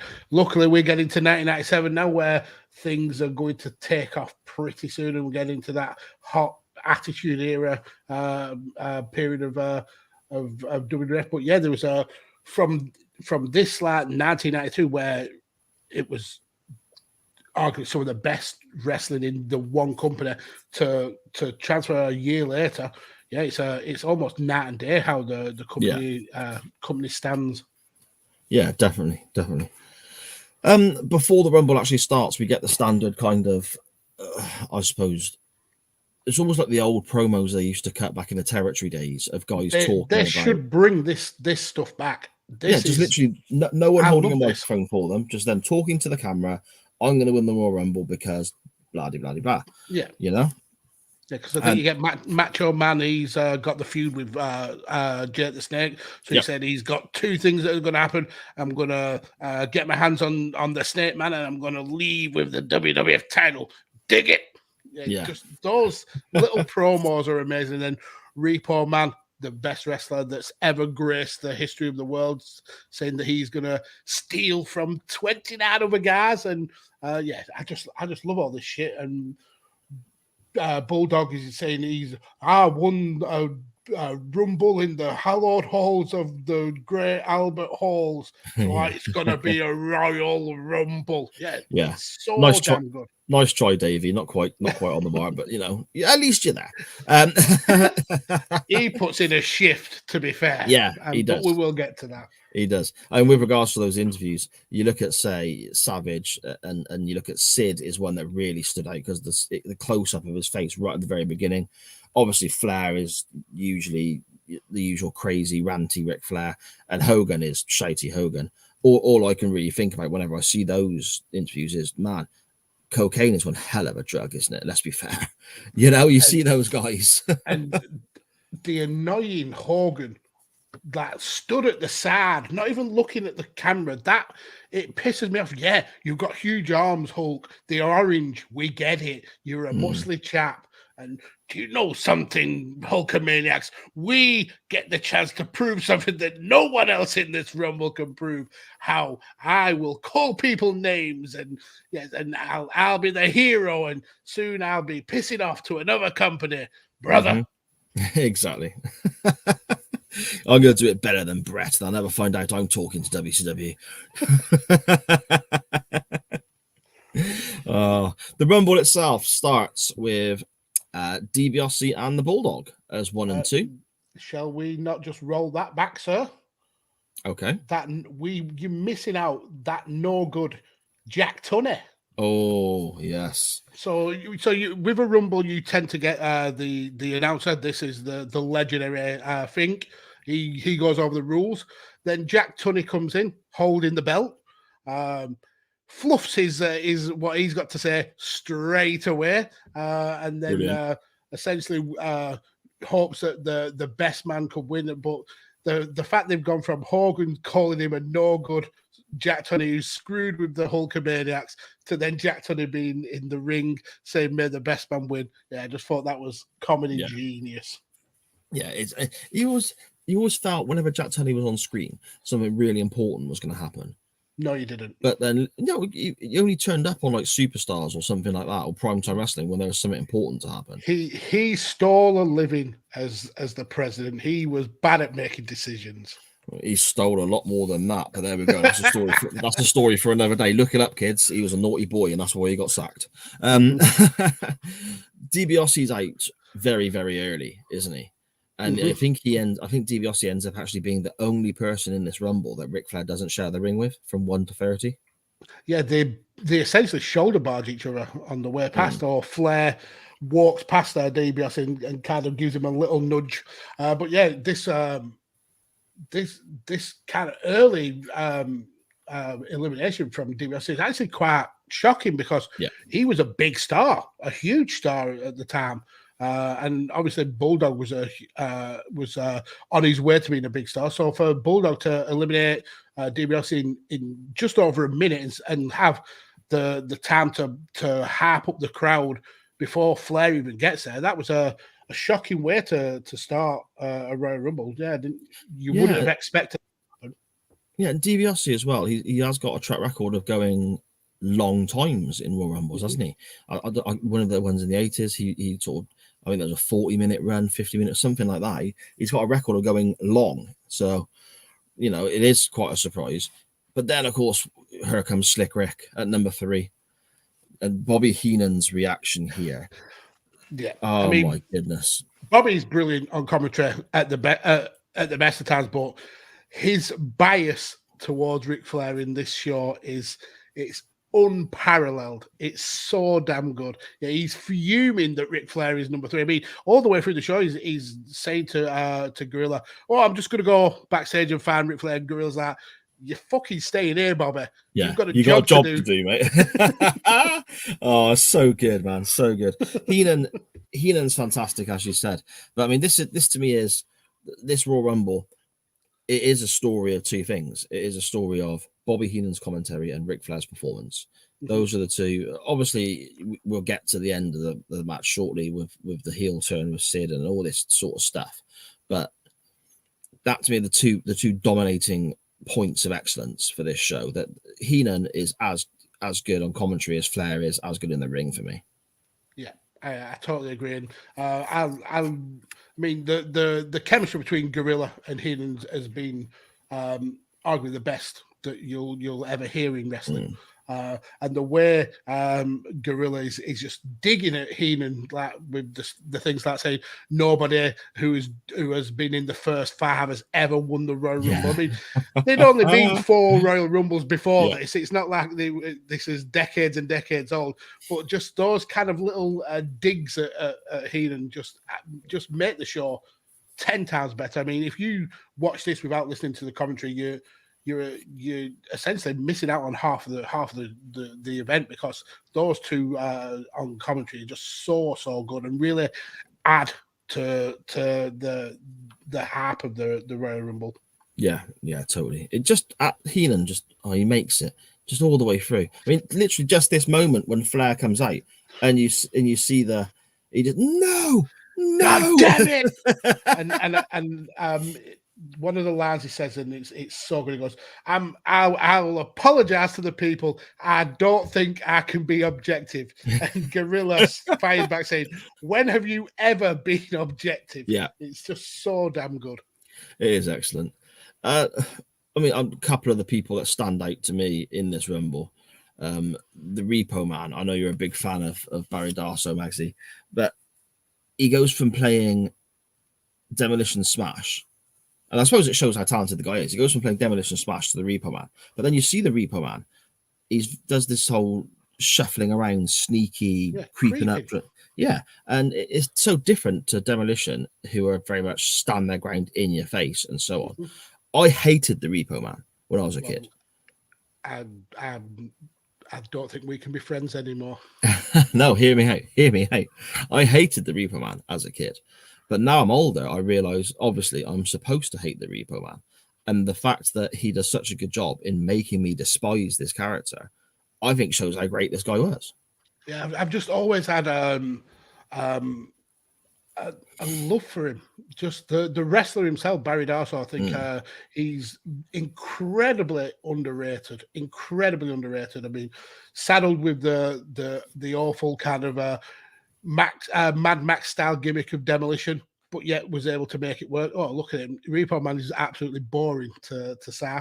But yeah, then again, the Repo Man, which shouldn't work. It just shouldn't work as a character. But he makes it work. Like I said, he totally changes his whole kind of stance, his whole kind of wrestling style.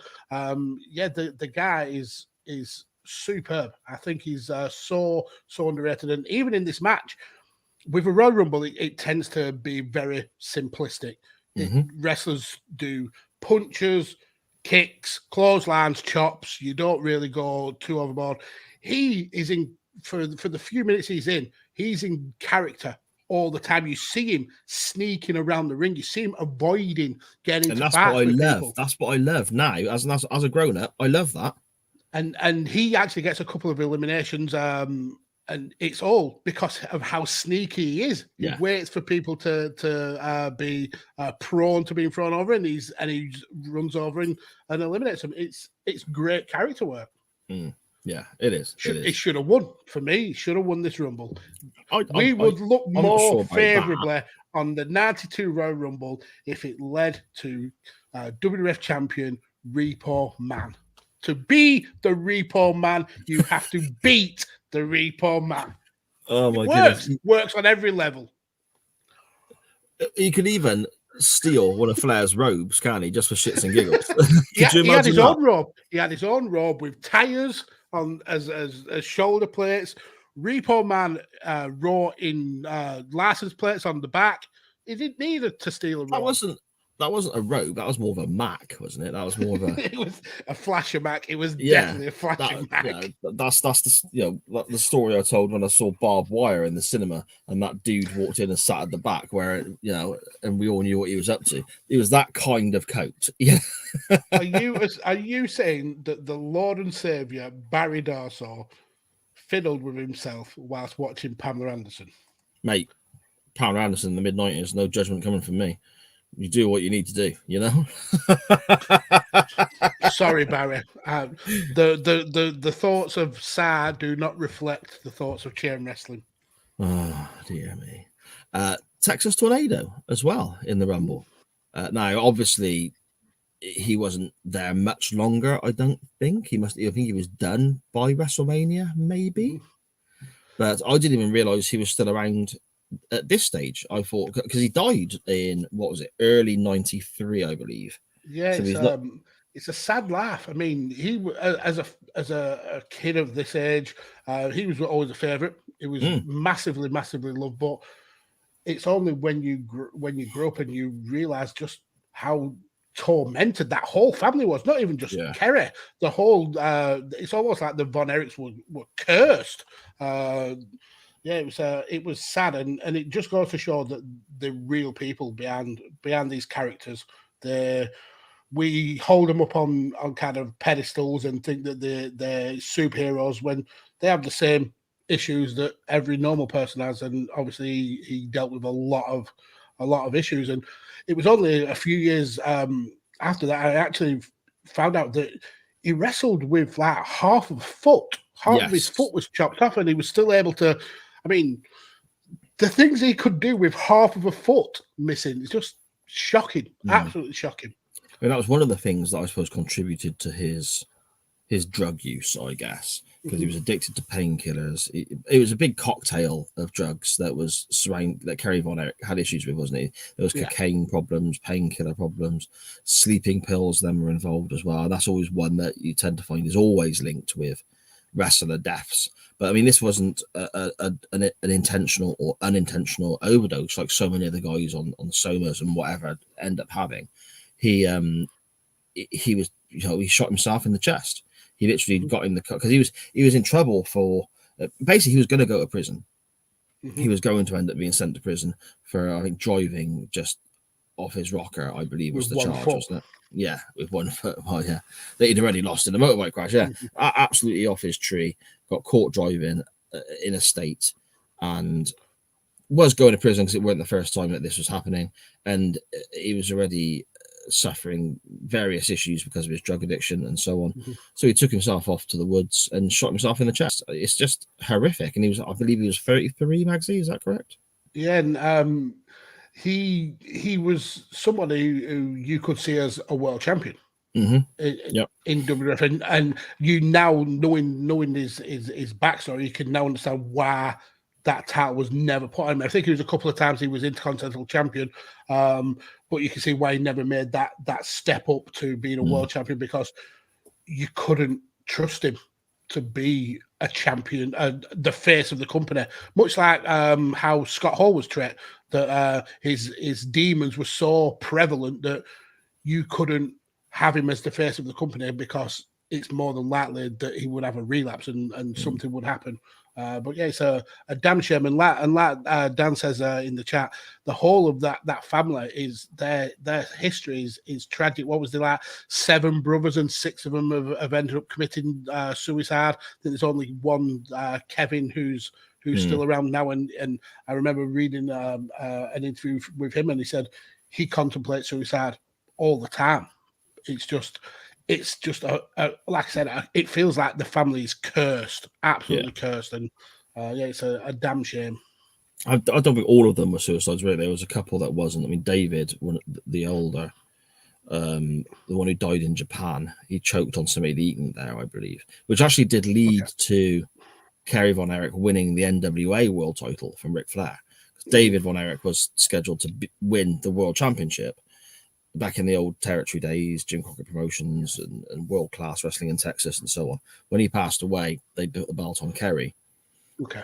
And again, maybe because he didn't have a reign for very long, and Flair won it back relatively quickly, so maybe he had issues not turning up for bookings there. I think I read that somewhere that he missed a couple of bookings as champion as well. So I think you're spot on, Magsy, with their sort of dependency issues affecting their reliability, I guess. Sad way to go, man. Sad way to go. Anyway, back to 92. I mean, I suppose barring the situation with Randy Savage and Jake Roberts, where Jake's in the ring and he keeps looking over his shoulder a little bit, doesn't he? See if Randy Savage is going to come get him. Eventually, Savage does come get in and they're brawling away. Savage eliminates himself like an absolute plum. But he ends up being allowed back in because I think Gorilla explains it, saying that you can't eliminate yourself. You have to be eliminated. But I actually enjoyed the way Jake the Snake entered the Royal Rumble. He saw that Roddy and Rick were going at it and just sat in the corner. Said, "Yeah, you two's crack on." You two crack on. Waited for his opportunity when both of them weren't looking, and led into Roddy Piper.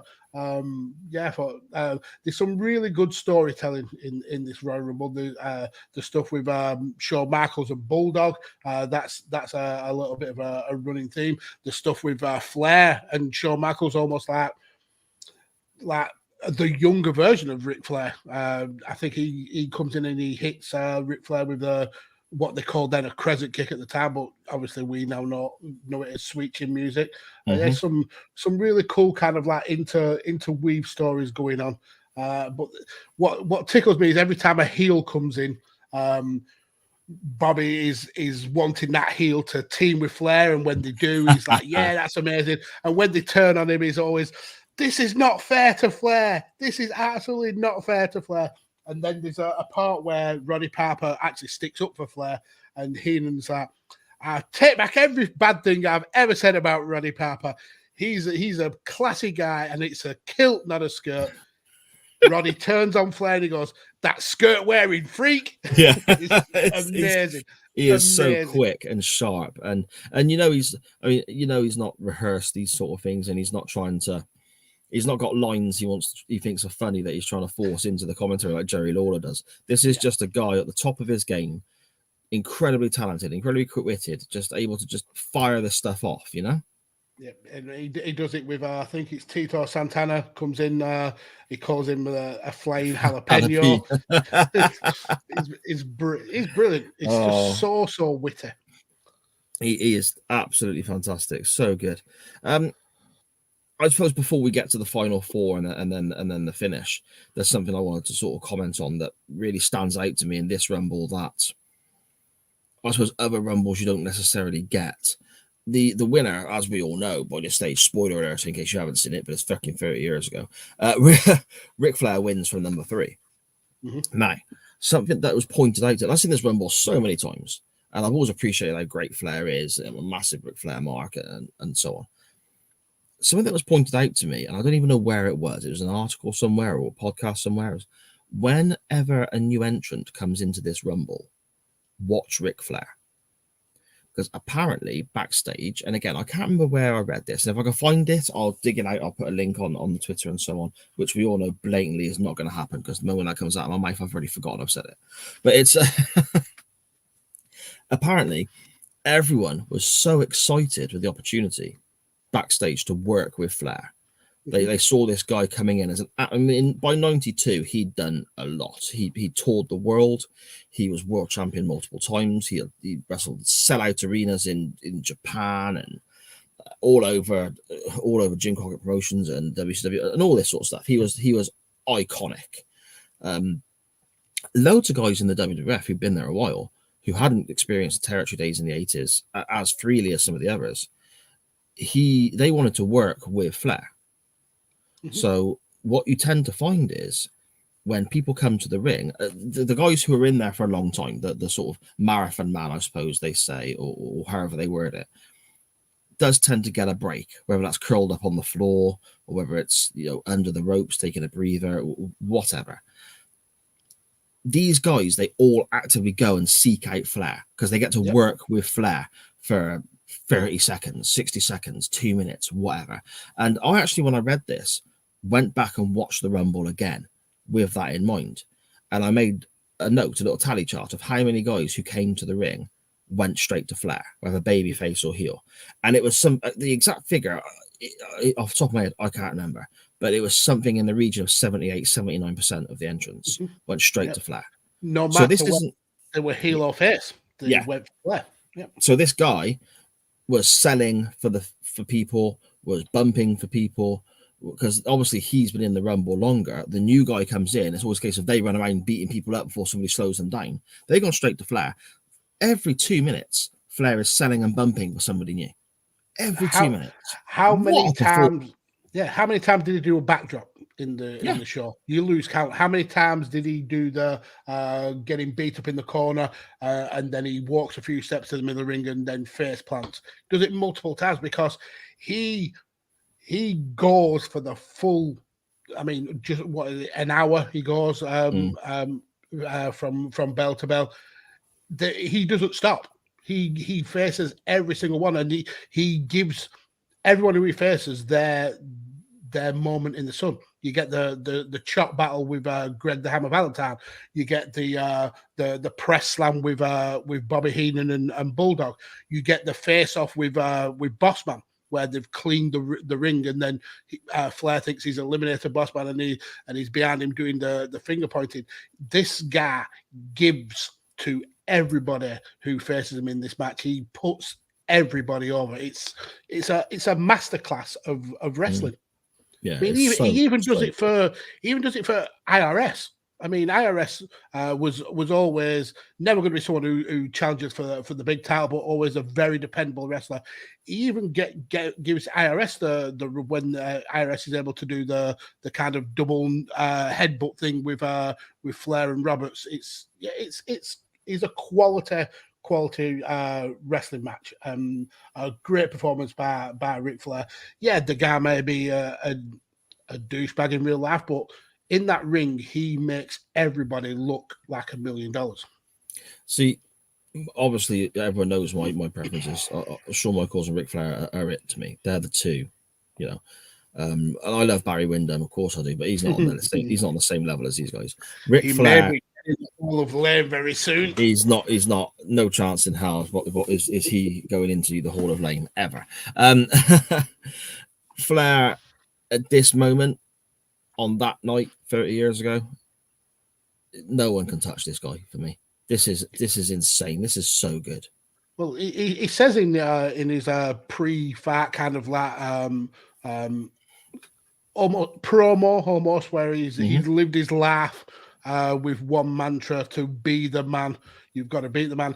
In this match, 1992, he is the man.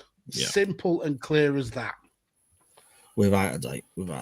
And he proves that at the end with the finish of the Rumble, the final four. I mean, what a strong final four that is. Sid, Hogan, Savage, and Flair. That's really good. What a strong Rumble in general, though. Oh, yeah. Undertaker in there. And you look at the star power, and usually in a Rumble you'll get a couple of returns, a couple of people who you call legends. This is quality pretty much from number one all the way through. It's just a who's who of wrestling in the early 90s. It's an outstanding card. But yeah, that final four are immense. Yeah, they're immense. I mean, love or hate Sid Justice, he's never going to be the world's greatest wrestler, but he looks like what a prototypical wrestler should look like. He looks like a superhero. Hogan, love him or hate him, he was WWF wrestling for the longest time. Ric Flair was technically the best wrestler to lace up a pair of boots, and Randy Savage is not that far away. That's a dream for wrestling. It's just superb. And the finish as well is quite funny because, well, to me anyway, because it's 4 down to 1 so quickly. Mm-hmm. There's no sort of battle between the final 2. There's no 2 guys battling whilst one guy rests and then he dumps them both out. So it's literally Savage goes out, Sid and Hogan and the Flair have a bit of a tangle. Hogan gets dumped out by Sid, and then obviously Magsy, if you want to talk us through it, Hogan, the ultimate babyface, acts like a heel piece of shit yet again. No, he's not a babyface. He's absolutely. This is heel moves all the way through, and especially when you go back to his promo saying that it's every man for himself. He should have known that this was how it goes. Sid even says to him in the ring, "It's every man for himself." Big boy, yeah, exactly. Yeah. And then Hogan, like the douchebag, grabs Sid's arm, yanking him out. Which is it's a shitty trick in the first place. But then when Flair does the sneak and starts to throw Sid out, Hogan helps him by essentially grabbing Sid by the head and pulling him out. So Hogan is a dickhead in this, absolutely a dickhead. And then even at the end, the Royal Rumble winner should get their time in the sun. Should be able to stand in that ring and soak up that applause. Flair has to leave that ring pretty much straight away because Hogan must pause at the end and have the square off with Sid. If there's one thing that sours this Royal Rumble from being absolutely perfect, it's the fact that it had to end with Hulk Hogan being in the middle of the ring. Listen, you orange douchebag, you orange bald-headed douchebag, you are a prick for doing that. Flair went an hour, carried that match, and you massive, massive tosser, had to take that moment away from him. See, I totally agree with you, but I look on the other side of the coin as well. Whereas as that was an absolute complete shitbag moment, we get some great moments from that because we get Sid and Hogan in the ring. And if you've ever heard like the proper audio, Hogan's getting booed out the building. Sid even points at a sign that says Hulk sucks. And people are openly cheering for Sid because they're sick of Hogan's shit. But also because Flair's had to do a bit of a bunk, Bobby Heenan gets an opportunity to run from commentary. And we end up with Heenan, Flair, and Mr. Perfect all backstage getting presented the WWF title by the cardboard cutout that is Jack Tunney. And that incredible promo is, to me, I mean, Ric Flair is famous for incredible promos. Sometimes in later years, he's a bit of a ranty, shouty parody of himself. But you go back to Mid-Atlantic, you go back to Jim Crockett Promotions, you go back to the old WCW. When Flair is on point, Flair is on point. And here in 1992, 30 years ago this week, Flair was on point. And he's trying to make a real sly dig here, or not so subtle or sly dig, at the NWA by saying, this is the real world's title here. Yeah, this for me is Flair's Hard Times promo. It's that iconic for me. I mean, yeah, I agree with you that Flair is on the mark, on his day, is one of the very best. But you think of a Flair promo, for me, it's this promo. This is with a tear. I mean, we've used it for the entrance music to our show. It's that iconic. The way he's so calm and kind of putting over the WWF. And yeah, it's just such a good promo. Like, with a tear in my eye, this is the greatest moment of my life. The only way you get to stay number one is to be number one. And this is the only title that makes you number one. Then you obviously get Perfect and Heenan in the background with the we don't like to say that we told you so, but we told you so. and then to finish it off, we get Mean Gene bollocking somebody on just off camera, telling them to put that cigarette out, which is just brilliant. Yeah. And then we get the massive woos and Flair saying, "I love it. I love it." Yeah. And then saying for guys like Hogan, Savage, Piper, Justice, and now it's Ric Flair, you all have to pay homage to the man. Oh my God. It's tingling. It's fantastic, isn't it? It's such a good promo. Such a good promo. So then, Magsy, out of 10, 10. What are we thinking? Yeah? 10. 10? 10. Okay. And I'll tell you what, mate, I think for only maybe the second time ever, I'm putting the trigger as well. This is a 10 for me. This is the best Royal Rumble they've ever done. Ric Flair is, on his day, the best wrestler to ever do it. And this is exactly why. Don't just watch the Rumble as a Rumble. Next time you rewatch this show, watch just Ric Flair. Watch what he does for everyone else in this ring. Watch how much he sells and tries to get other people over. And watch how busy he is. He doesn't get a break. And he also has the black tights on. And when he wears black tights, he's winning a match. Okay. Fair enough. So then, Magsy. Oh, why? Both of us going for a 10. That's incredible, isn't it?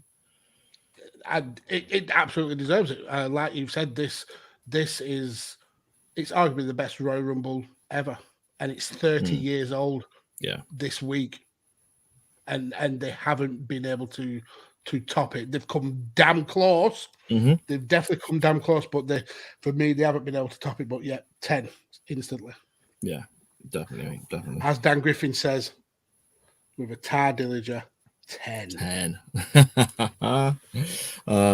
Matt Willis in the chat there. Sorry, Si, what did you say? I don't quite know what that is referencing. If I missed something there, Matt, I do apologise. I've only just sure noticed. He'll come back. He will come back with it. I'm sure he will. No worries. So then, Magsy, as we're very fast approaching 2 hours now, and time is getting on. We've done a Ric Flair. We've gone Broadway. That's it. Where do you want to go next week? Well, I think we keep the Royal Rumble train chugging. I think it's got a couple of weeks until the 2022 Royal Rumble's on, so it makes sense to keep going down this road.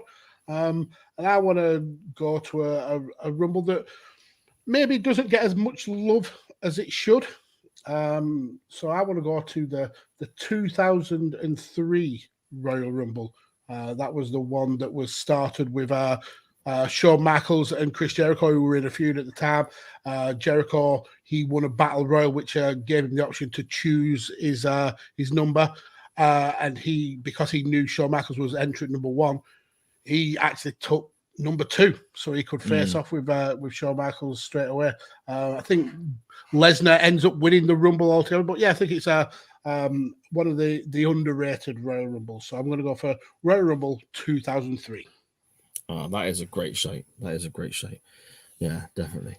Matt Willis there in the chat there saying, yes, apparently I said, I always forget what I'm going to put on Twitter as soon as I say it. So literally with that, with Matt Willis saying, sorry, what did you say? I forgot what he's going to put on Twitter.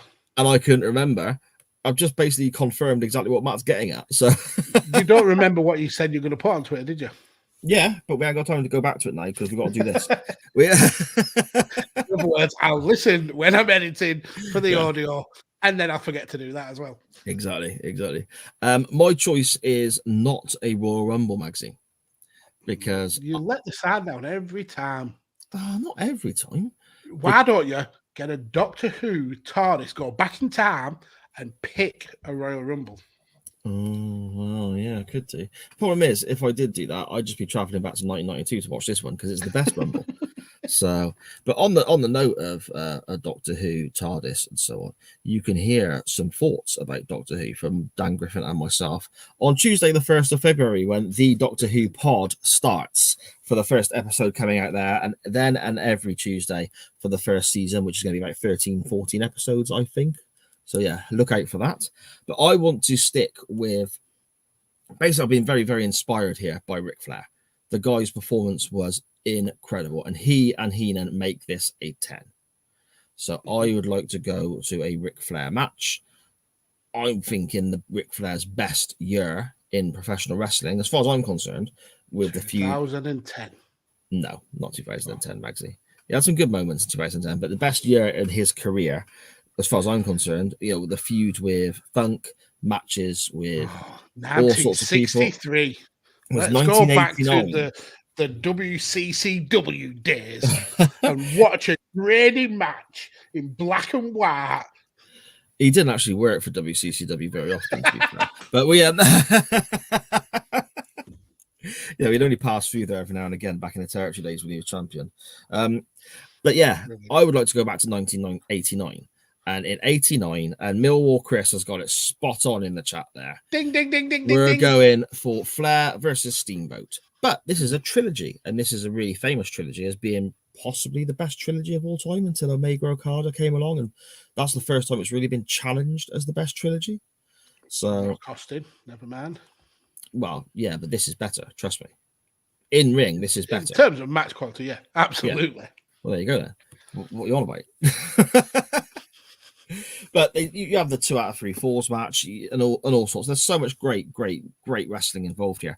But I'm going to go for the Chi-Town Rumble main event from 1989, Flair versus Steamboat.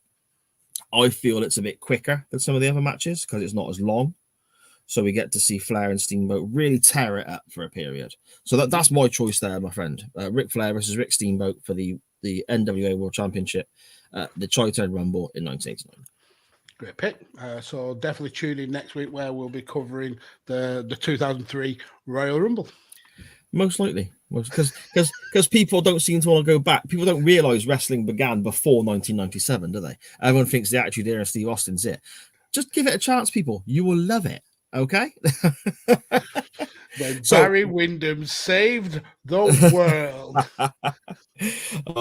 So then, these are our options for next week's poll. It will be out on the 30th anniversary of the Royal Rumble 1992 on Wednesday after the audio version comes out, or maybe the day after, depends on when I remember. The options for this week's poll are the 2003 Royal Rumble, or Ric Flair versus Ricky Steamboat from the Chi-Town Rumble in 1989. Remember to vote in the poll, retweet, etc., etc. The poll is always on the show's Twitter at @chain_wrestling there. I am now linking the other social medias to it, so you can click on that if you see it there first. It'll take you straight to the poll as well, which is some high-tech, clever shit. So all praise me. Magsy, do you want to let everyone know whereabouts they can find you, your awesome shows, and so on before we depart, my friend? Yes, sir. And firstly, thank you, everybody in the chat, everybody who voted. This has been an amazing episode. Really enjoyed it. I know we've gone long, but thank you all for sticking with us. We massively appreciate everything that you put into the show. So yeah, just keep it up. We absolutely adore you. But you can follow me on Twitter at PodfatherMags. In terms of content, I am all over the shop. I cover football with Radio Tekkers. I do MMA with 5 Rounds. I'm all over the chair shop with Badlands. And then obviously here with chain wrestling, and then a changing attitude as well. So yeah, I'm pretty much everywhere in terms of content. You can find the links all over my Twitter feed. So yeah, definitely go and check them out. Yeah, I'm bloody loving a change in attitude, mate. I had a big catch up over the weekend because stuff work wise, I'm not traveling on the bus, I'm not walking anywhere, and things have changed a little bit for sort of me. So I've got behind a great deal on many shows I like to listen to, and a change in attitude I basically had a binge on the weekend. Bloody loving it. And Scottish Danny being involved is fantastic. You and Ori are great. Sadly, Tanner's got to come back soon, but never mind. We'll get over that. Well, he was back. He was back for this last recording that we did, and yeah, it was we had so much fun recording the episode. And I put a tweet out earlier on today, kind of giving a little bit of appreciation to everyone who I work with in terms of podcasts. Yeah, I am massively blessed with the people who I get to create with, the likes of you, the likes of Dan Griffin and James and Rob, Matt, Tanner, Spores. But yeah, I'm blessed to be able to have these fun conversations with so many people on a weekly basis. Yeah, it's great fun. Yeah, that's great, mate. I appreciate that. Thank you very much, by the way. Thank you. Very quickly before I run down where you can find me, there is no volley live tonight, as Matt Willis has just reminded me in the chat. However, yesterday there was a big bumper edition with the returning Tanner, looking back at plenty of Premier League goodness. You can find that on the Radio Tekkers YouTube channel. So if you're watching us live now, you'll be able to find it very, very quickly by staying on the channel and just scanning back through the videos. It'll be right there. It won't be far behind us where we are now. Check it out. The guys go into in-depth detail on all the great Premier League content this weekend. If you're listening on the audio version, jump on the YouTube channel for Radio Tekkers, scan back a little bit, look for the volley, just click play, take it in, listen to some football, listen to the guys' opinions. Always worth a shout there. You can find me at SJP Words. I'm kind of all over the place at the moment, I guess. You are a social media savant. Exactly. So yeah, you can find me at SJP Words on Twitter. I'm also part of the Waiting Room podcast with Mr. Benny Mac, which is coming back very, very soon. Next few weeks, season 2 will begin, where we start season 2 of Quantum Leap. You can check out season 1 by going back and looking via the Radio Tekkers archives, or looking on the pinned tweet on our account at waitingroompod_. I am also involved with the SJP pod, obviously, is my show as well. There's a few different bib owner shows popping out here, there, and everywhere. Something coming up for you all very soon there with regards to talking a bit of Iron Maiden with my brother, who's in a touring rock band himself. So that's going to be quite interesting there. I also have a new project. I'm not sure if I've mentioned it, but let me get around to that now, just in case I have forgotten. The Doctor Who pod coming out on Tuesday, the 1st of February, with our good friend Dan Griffin. Check that one out as well. But most importantly, right now, you can follow this show at @chain_wrestling on Instagram, Facebook, Twitter, and that TikTok thingy, which I'm starting to use. It's going places. Check it out. Remember to vote in the polls. Remember to retweet. Thank you so much for everybody being involved. This show doesn't work without you. Love you as always. Magsy, I'm off now just to go and see if there is a Doctor Who podcast I can listen to, maybe, that comes out on the 1st of February. I'm not sure. I'm gonna Google it and see if anything comes up. I'll speak to you next week, my friend. Bye-bye. And I'm off to go and watch Barbed Wire whilst wearing a Mac. A Repo Man Mac.